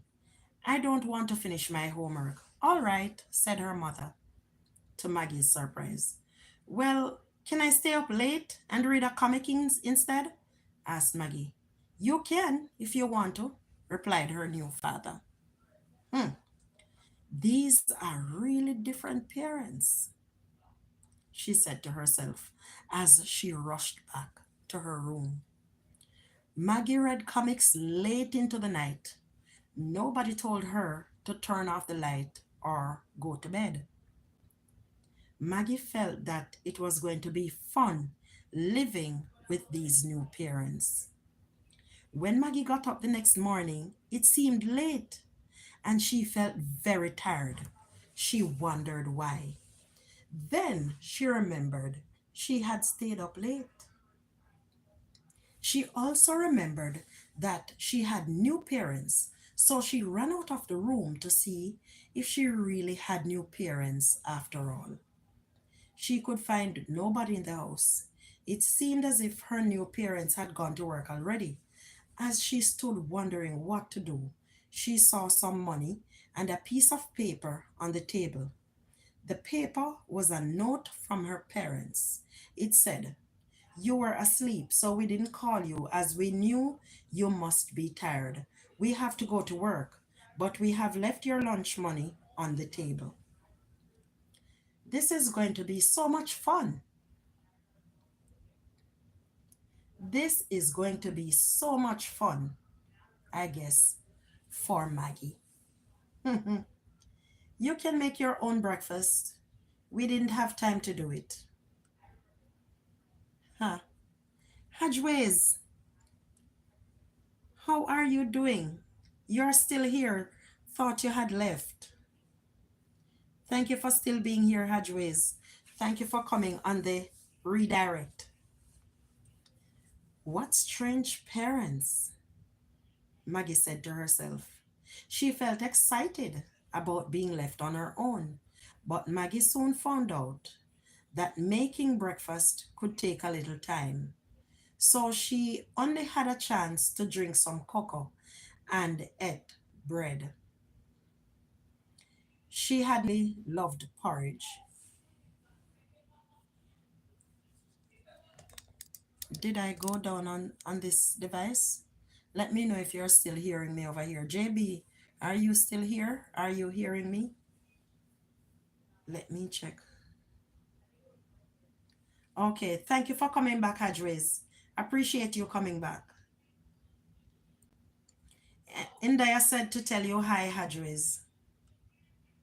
So let's see what's going on over here.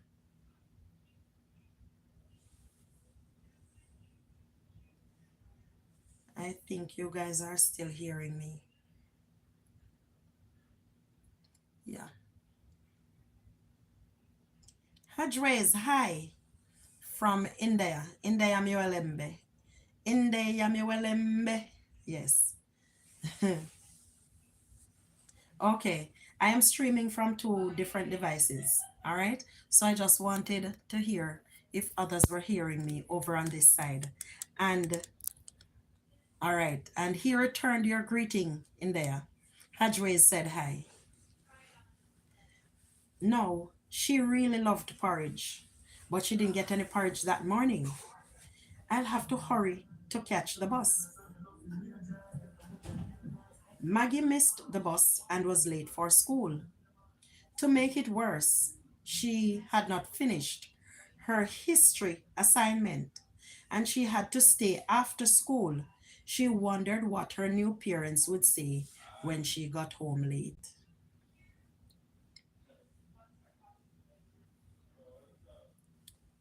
Huh. So, there goes trouble. There goes trouble. Maggie got her wish, of course, but was she very happy with her wish? We'll find out later. To Maggie's surprise, her new parents did not seem worried. When she got home, her father was reading, all right, was reading the newspaper, and her mother was busy in the kitchen. Nobody asked about school, and nobody asked why she was late. Maggie wondered what they would say if she asked to go out on the street and play. It was already getting dark. She remembered that her real parents did not feel it was safe to be out after dark. Can I go down the road for a little? She asked. All right, said her father without looking up from the newspaper. Dinner will soon be ready, added her mother, so try not to stay too long. Wow, this is really looking up for Maggie. Things is really happening in Maggie's favor. Nobody told Maggie to do her homework before leaving. How lovely. I can do anything I want. And she ran out to play in the street. As Maggie walked down the road, she saw her friend Jennifer. Jennifer was shutting the gate. Where are you going, Maggie? She asked. It's getting late. Oh, I'm just going down the road to play with the other children, replied Maggie. You are lucky, said Jennifer. My parents would say I must stay inside and finish my homework. But I suppose you are right, she added. We have history test tomorrow. Have you learned the work for the test already? Oh, I can do that later, said Maggie. I am going to have some fun. And she flounced down the road. Soon she joined the children who were playing in the street. Some were playing marbles, others were playing football. Lisa and some other girls were sitting on a wall, talking and drinking sky juice. The children were surprised to see Maggie because she was never out on the street this late. These were the same children who could not, who could go to show whenever they wanted. These same children had to stay after school because their homework was never finished. But Maggie did not even think of this. She was too excited about being out. She sat and talked with Lisa and the other girls. She soon forgot how late it was. When the other children began to go home, she saw that it was already dark. Maggie worried that she was going to get in trouble when she got home.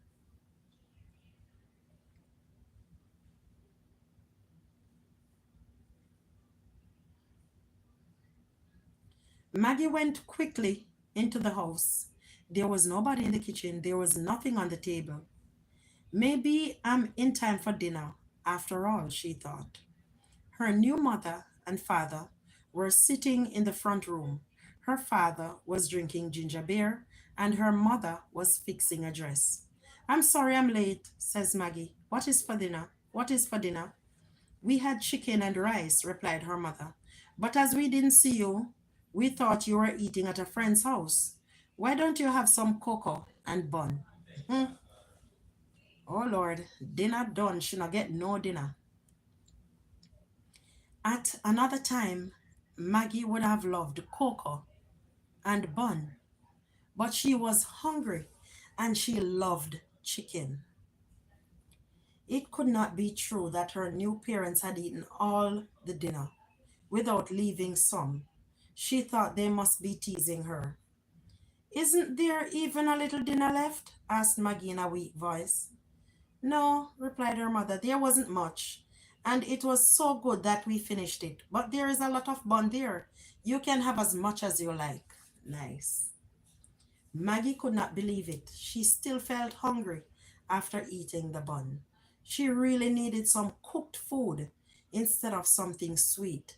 She felt so terrible she could not even open her history book, and soon she fell asleep. Maggie was so hungry in the morning that she got up early. She was early enough to make some porridge. She had a good breakfast of porridge, cocoa, and bread. She was in time for school, but as she had not learned her history, she did very badly in her test. Her mother was surprised because Maggie had always worked well. Maggie is in for a treat.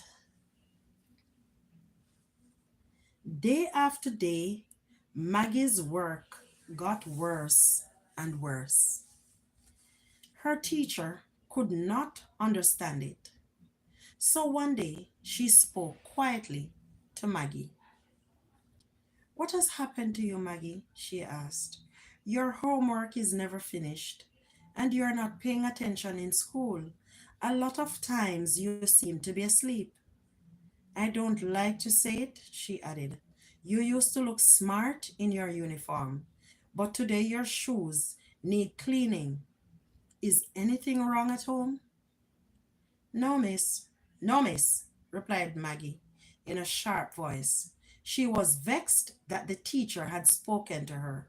She did not even stop to think that her teacher was worried about her and wanted to help. That is how some children are. That is how some children are. India, don't worry about Adobeus. These people, I don't know. I don't know. I don't pay them any mind. Out of the corner of her eye, Maggie could see Jennifer looking at her. The teacher had spoken quietly, but Jennifer had a good idea of what was happening. She looked as worried as her teacher. To show that she did not care, Maggie flounced out of the room. They are all so foolish, she said to herself. Everything is okay at home. I can do anything I want. Okay. It seemed as if Maggie could not. It seemed as if Maggie could do anything she wanted to do, but she made sure not to miss breakfast or dinner. She knew that her new parents would just leave a note telling her to make her own meals.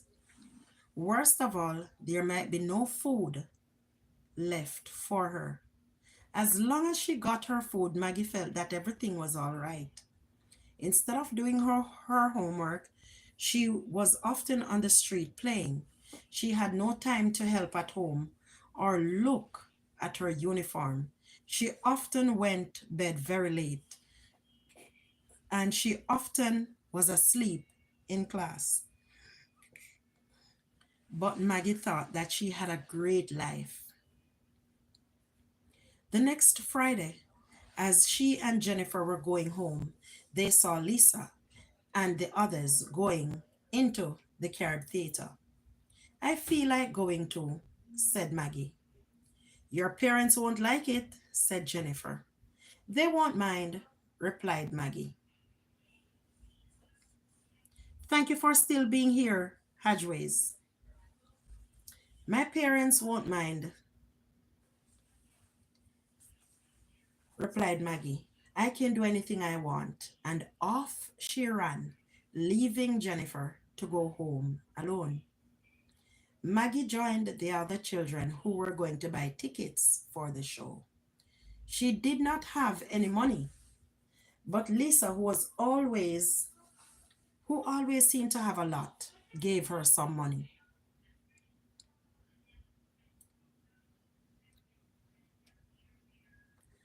Maggie knew that her real parents would never have liked that. They always said that what they gave her should be enough. They were very proud and did not want other children to give her money. But Maggie soon forgot about her real parents. She was sure that her new parents would not mind if Lisa gave her money. Yeah, but it's okay. Yeah, that's okay in there. Um, Maggie felt excited as she went into the theater with the other children. This is going to be fun, she said to herself. But instead of enjoying herself, Maggie found that she could not hear a thing in the show. Everybody made a lot of noise. They laughed and they shouted. Children ran up and down. Some people turned over drinks. Others dropped biscuits, sweets, and juice all over the place. It was not as much fun as Maggie used to go, as when Maggie used to go with her real parents. When the show was over, Maggie saw that it was very late and it was already dark. But there were rough-looking people on the streets. Now Maggie began to worry. But Lisa and the others seemed happy, so Maggie stayed close to them. She was glad that Lisa lived near her and that she could walk with her. When they got to Maggie's house, there were no lights in any of the rooms. Maggie knew she would not get any dinner and wondered where her parents were. She wondered if they had left a note. Maggie stood and looked at the dark house. She did not know what to do.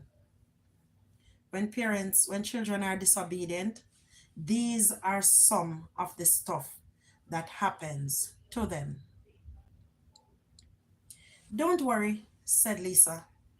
Come and have something to eat with me. Maggie thought that Lisa was going home, but instead they stopped at the corner shop. Maggie,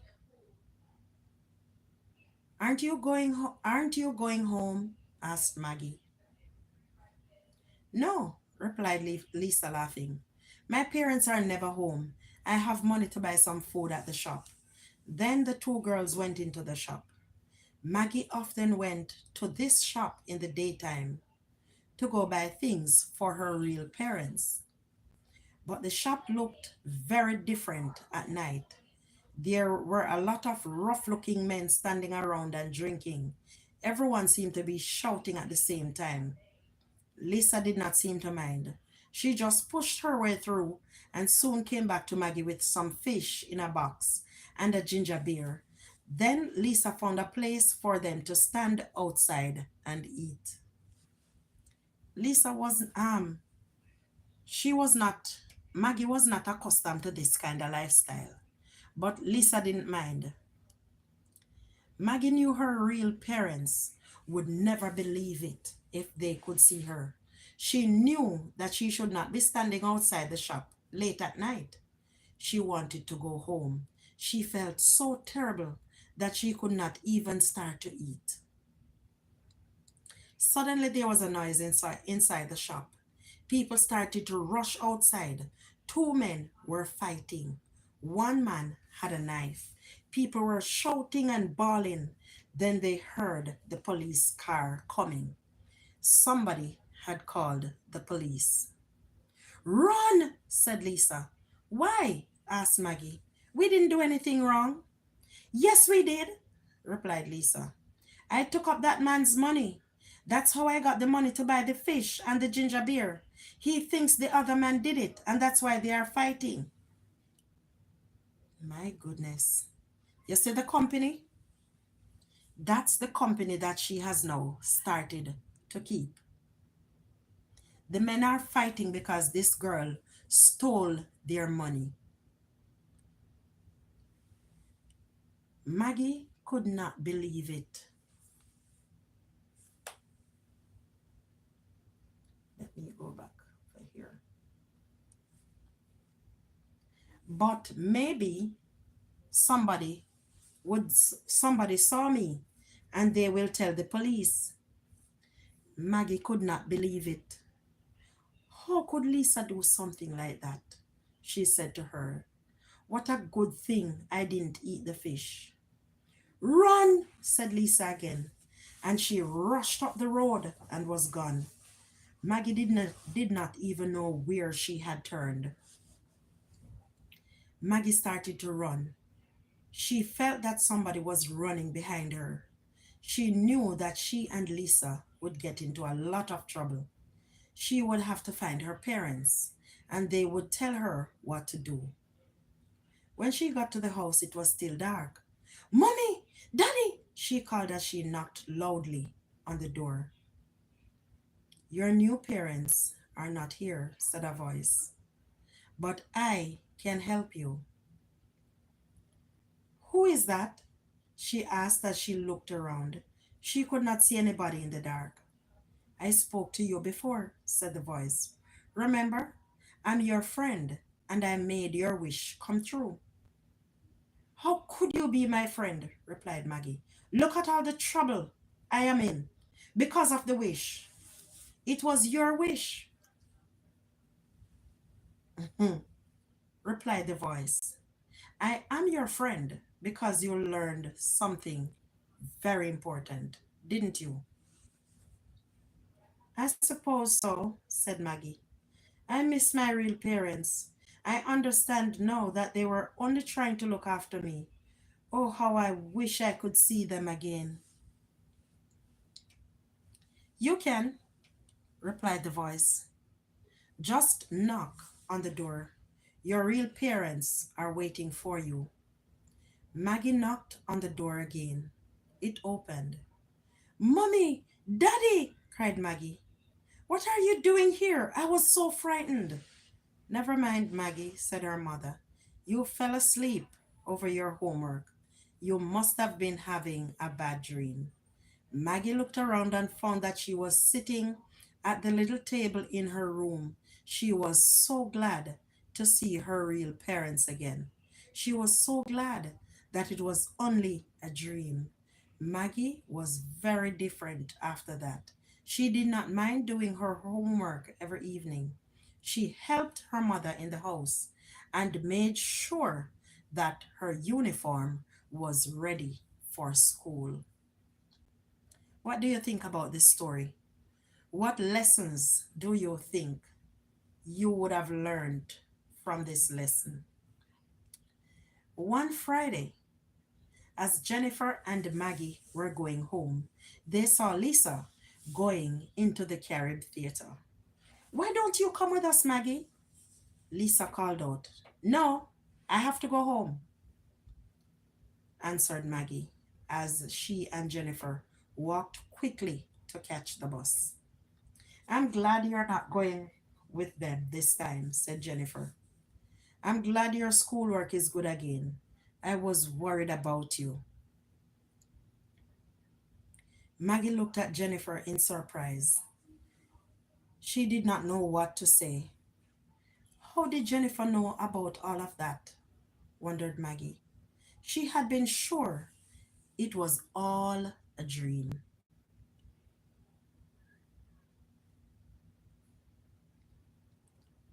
We have one more story, and then we are out of here. Why do we have why do we have sleep? Why do we sleep? Tell me why. Your parents may have special rules, for you at home. And one of these rules would have been about going to sleep, going to bed at nights.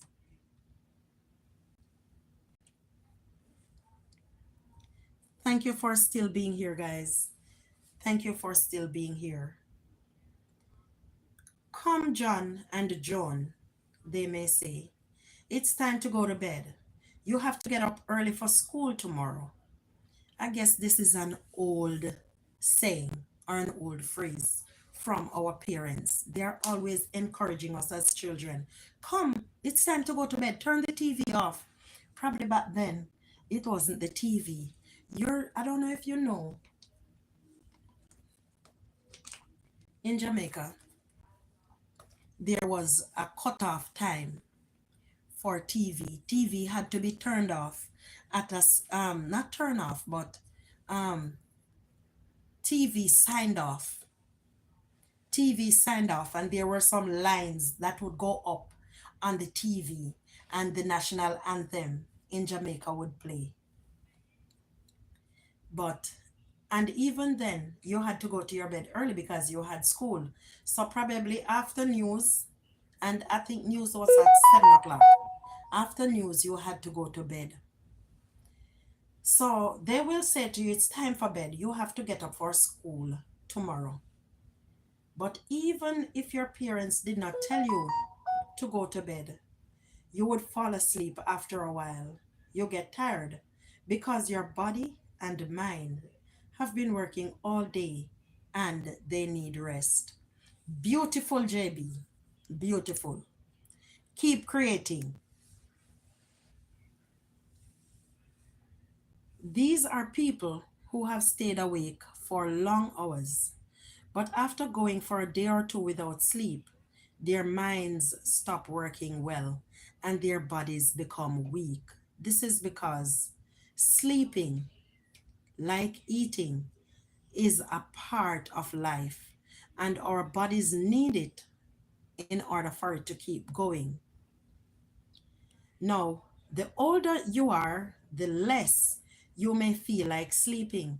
Remember, when you have small children, you would tell them to go to bed. It's bedtime. Go to bed. It's bedtime. And they will tell you that they don't want to sleep after a while. When they are young babies, I love those, JB. Love them.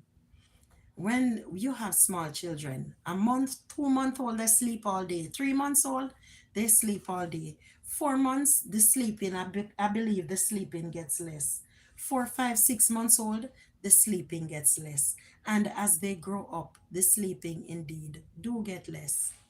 And when you start to go to school, you don't want to sleep. You tell mommy, when you come from school and they're telling you to go take a nap. No, especially now that they have tablets and they have these gadgets. So the older you are, the less you may feel like sleeping for long or going to bed early. But even older people needs some hours of sleep each day. Animals are not like us. Winter, reconnecting. I don't know what is happening. Let me know. JB, are you hearing me? Let me know if you're hearing me. Mhm. JB says, as long as the Empress is happy, I am happy. Thank you, J Brown.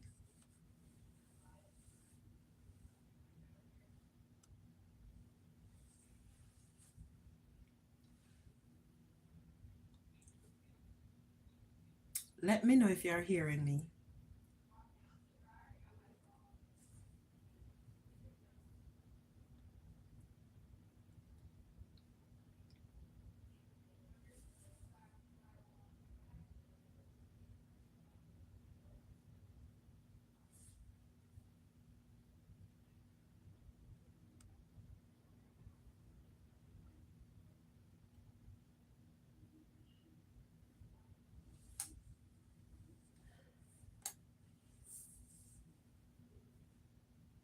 Let me know if you're hearing me, guys. All right, it seems as if JB is still hearing me. All right.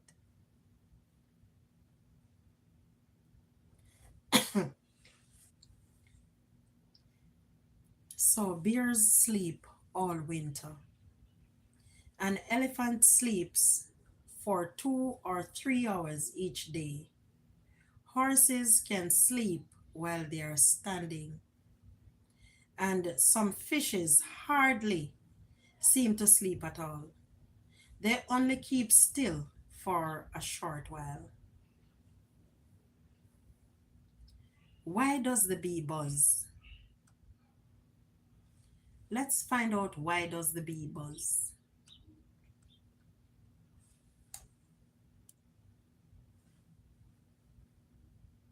So we heard how some of these animals, how long some of them sleep.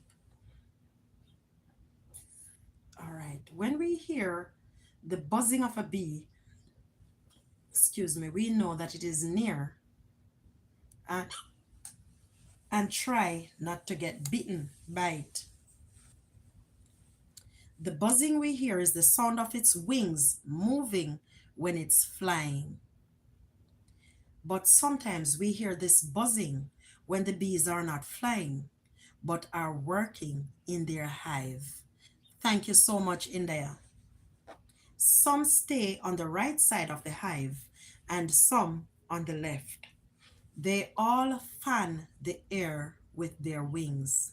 One is fanning in cool air and the other is fanning out hot air from the hive. They are keeping their hives cool. All right, here are some of the why questions. Why are some people fat? We call people fat back home. When you are big in structure, why is that person fat? Or we would say that person is fat. Me, I'm 100 and I think 80 pounds, and that is too much weight for me. So I consider myself fat. We use energy to play, to grow, and to do things. We get this energy from the food we eat. Sometimes we eat more food than we need for energy. This food is not, if this food is not used up or stored, it is stored under our skin. What did I read? This food that is not used up is stored under our skin and it is called fat. Tony, thank you. Welcome. Thank you for being here, Tony. How are you doing? And if you don't mind me asking, where are you watching me from? If the food we eat is just enough to give us energy to walk and grow, it will be hard for us to get fat.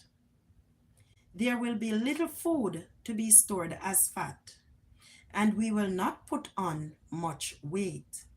If we eat plenty of food and get plenty of exercise, it will be hard for us to get fat. When we exercise, we are using up the fat we have stored as energy. This is why doctor will tell us who want to lose weight should get plenty of exercise. If we do not eat the right kind or amount of food, we will lose weight. This is because the body will be using up the fat it has stored for energy. Hope we are learning something here. So less food, more exercise. Many of us don't exercise. That is it, JB. That is it. How fast can fishes swim? The fastest fish is the sailfish, and it can go as fast as 109 kilometers, which is 68 miles per hour.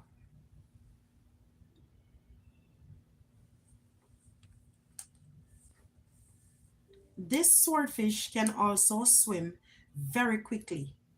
They can go up to 92 kilometers, 57 miles an hour. But the fastest a man can swim is about 4 miles an hour. That is very, very fast. For a fish to do 68 miles, The fastest fish, that is.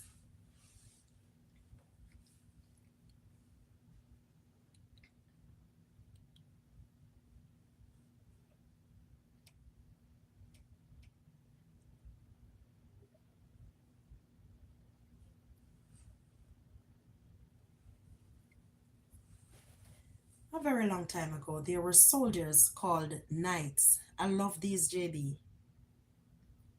Why? Love them. Me I go start copy you, you know. I'll start copy you. A very long time ago, there were soldiers called knights. They wore clothes made of metal called armor. These metal, this metal armor was worn by knights when they were going out to fight. Their faces were covered by a metal flap, which could open and shut. When two knights met, they moved their flaps and showed their face to see if they were friends. This moving of hands to face by knights when meeting became a way in which fighting men saluted each other when they stopped wearing armor with metal flaps. They would raise their hands to their faces to salute each other. This is how saluting among soldiers began. Beautiful, blue and green, nice.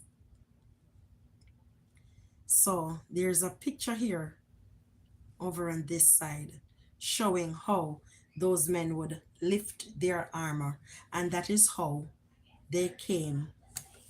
Hold on a minute.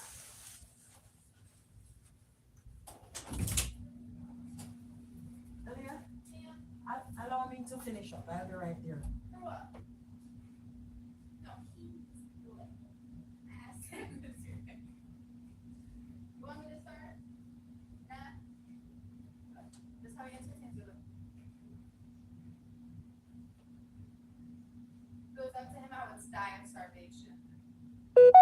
Are there any chicken? What are you gonna have with it?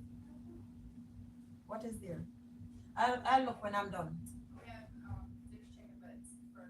Mhm. Soon come. Let me finish up.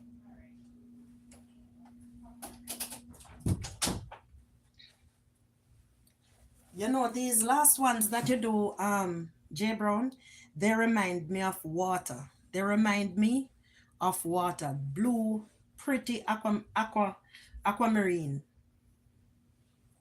Yeah. What makes the wind blow? The heat of the sun is one of the main things that causes the wind to blow. When the sun heats the earth melts. Mm? Mm? The earth. The earth heats the air right above it. As the air gets warm, it gets light and began to rise. The warm air rises, cool air moves in to take its place. When the warm air is far above the earth, it cools and comes down again towards the earth. Then it is warmed by the heat of the earth and rises once more. It's like a rotation.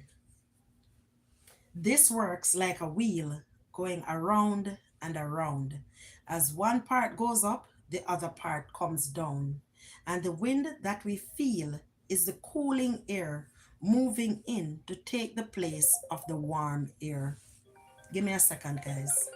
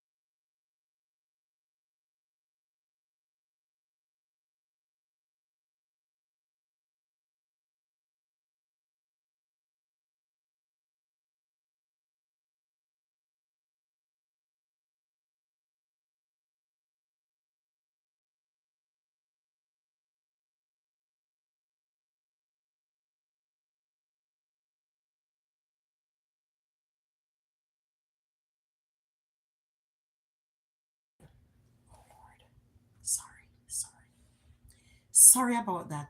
That is the struggle we have to face. But I thank you all for being here.